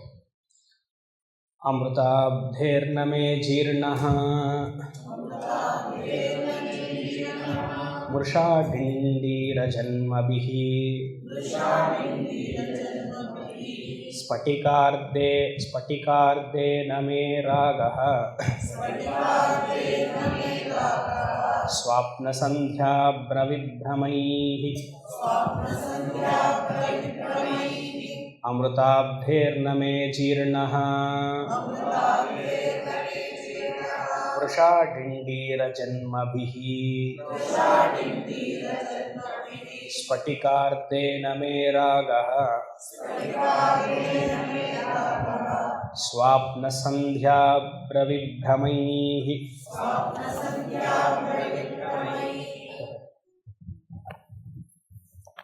ಸರಿ, ಪ್ರಪಂಚವೇ ಸೃಷ್ಟಿಯಾಗಿಲ್ಲ ಅಂದರೆ ಏನು ನನಗೆ ಕಾಣಿಸ್ತಾ ಇದೆಯಲ್ಲ ಕಣ್ಣಲ್ಲಿ, ಈ ನನ್ನ ಅನುಭವಕ್ಕೆ ಬರ್ತಾ ಇದೆಯಲ್ಲ, ಮತ್ತು ಅದೇನು ಅದಕ್ಕೇನೋ ಒಂದು ರಿಯಾಲಿಟಿ ಇರಬೇಕಲ್ಲ. ಹೌದು, ವ್ಯವಹಾರ ಸತ್ಯ ಅದಕ್ಕಿದೆ. ಈಗ ಆ ಸುವರ್ಣದ ಎಕ್ಸಾಂಪಲ್ ತರಬೇಕು. ಗೋಲ್ಡ್ ಆ್ಯಂಡ್ ಗೋಲ್ಡನ್ ಆರ್ನಮೆಂಟ್ಸ್ ಇರೋದು ಒಂದೇ ಗೋಲ್ಡ್, ಆರ್ನಮೆಂಟ್ಸ್ ಇಲ್ಲ. ಎಲ್ಲವೂ ನಾಮರೂಪ ಕ್ರಿಯಾ ಮಾತ್ರ. ಜ್ಞಾಪಕ ಇದೆ ವೇದಾಂತದಲ್ಲಿ, ಅದೇ ಇಲ್ಲಿ ಹೇಳ್ತಾರೆ. ಅಮೃತಾಬ್ಧೇಹೆ ನನ್ನ ನಿಜಸ್ವರೂಪವಾಗಿರುವಂತಹ ಆತ್ಮ ಚೈತನ್ಯವು, ನಾನೇ ಆತ್ಮ ಚೈತನ್ಯನಾಗಿ, ಅಮೃತ ಅಂದರೆ ಇಮ್ಮಾರ್ಟ್ಯಾಲಿಟಿ, ಅಬ್ಧೇಹೆ ವಾಸ್ಟ್ನೆಸ್, ಸಮುದ್ರದಂತೆ ನನ್ನ ಆತ್ಮ ಚೈತನ್ಯವು ಇಂಡೆಸ್ಟ್ರಕ್ಟಿಬಲ್ ಅಂತ.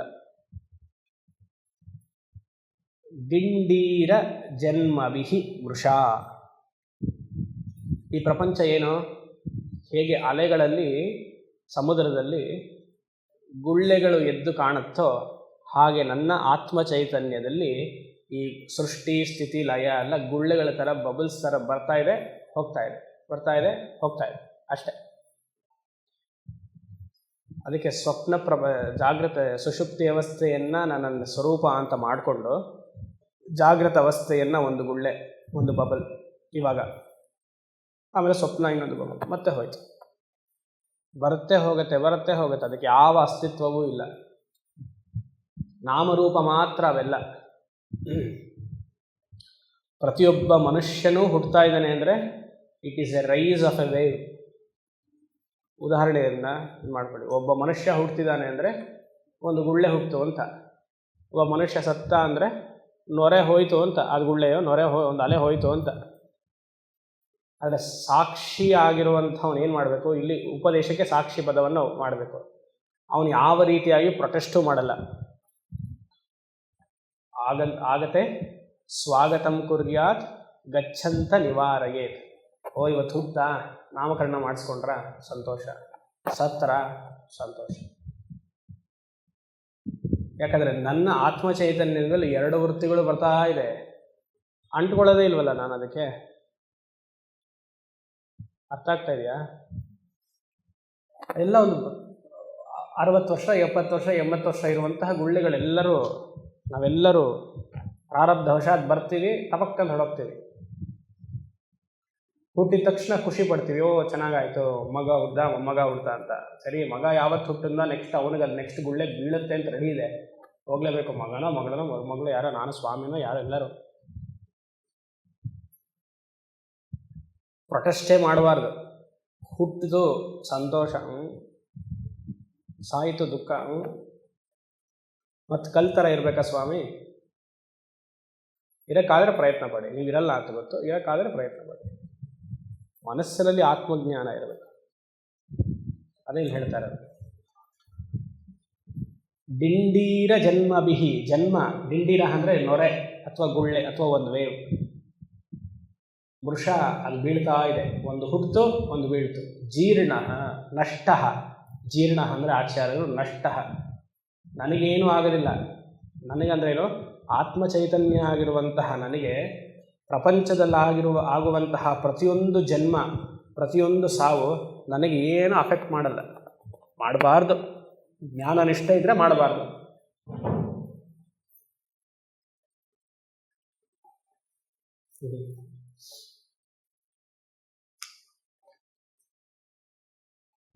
ಅದಕ್ಕೊಂದು ಉದಾಹರಣೆ, ಎರಡು ಉದಾಹರಣೆಯನ್ನು ಕೊಡ್ತಾರೆ.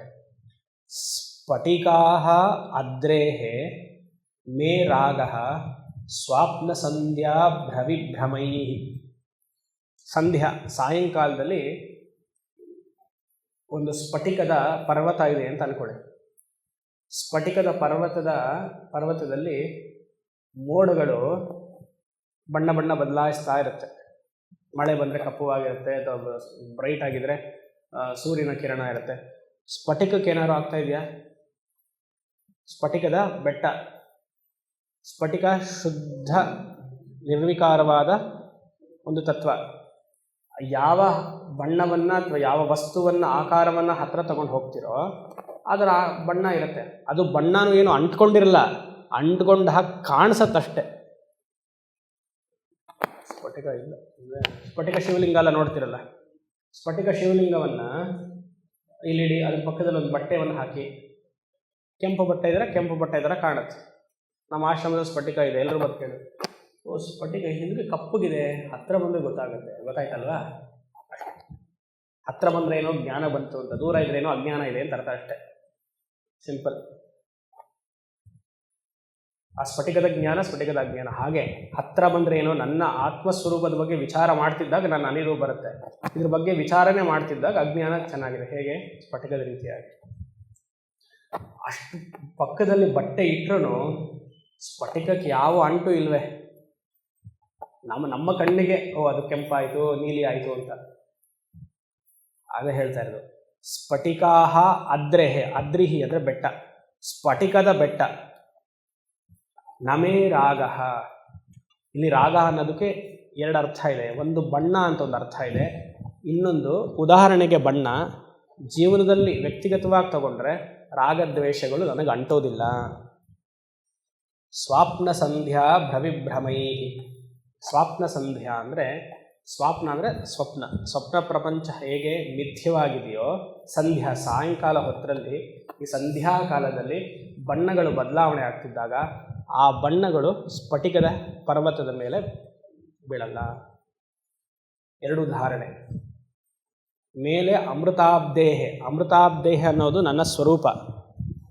ಎರಡನೇ ಸಾಲಲ್ಲಿ ಉದಾಹರಣೆ, ಸ್ಫಟಿಕಕ್ಕೆ ಹೇಗೆ ಯಾವುದೂ ಅಂಟೋದಿಲ್ವೋ ಹಾಗೆ ನನ್ನ ನಿಜಸ್ವರೂಪವಾದ ಆತ್ಮದಲ್ಲಿ ಯಾವುದೂ ಅಂಟೋದಿಲ್ಲ. ಸರಿ, ಇಲ್ಲಿಗೆ ನಿಲ್ಲಿಸೋಣ. ನಾಳೆ ಕೊನೆಯ ದಿವಸ ಮುಗಿಸ್ಬಿಡೋಣ. ಓಂ ಶಂ ಅಸತೋಮ ಸದ್ಗಮಯ ತಮಸೋಮ ಜ್ಯೋತಿರ್ಗಮಯ ಮೃತ್ಯೋರ್ಮಾ ಅಮೃತಂ ಗಮಯ. ಪೂರ್ಣಮದಃ ಪೂರ್ಣಮಿದಂ ಪೂರ್ಣಾತ್ ಪೂರ್ಣಮುದಚ್ಯತೆ ಪೂರ್ಣಸ್ಯ ಪೂರ್ಣಮಾದಾಯ ಪೂರ್ಣಮೇವಾವಶಿಷ್ಯತೆ. ಓಂ ಶಾಂತಿ ಶಾಂತಿ ಶಾಂತಿ.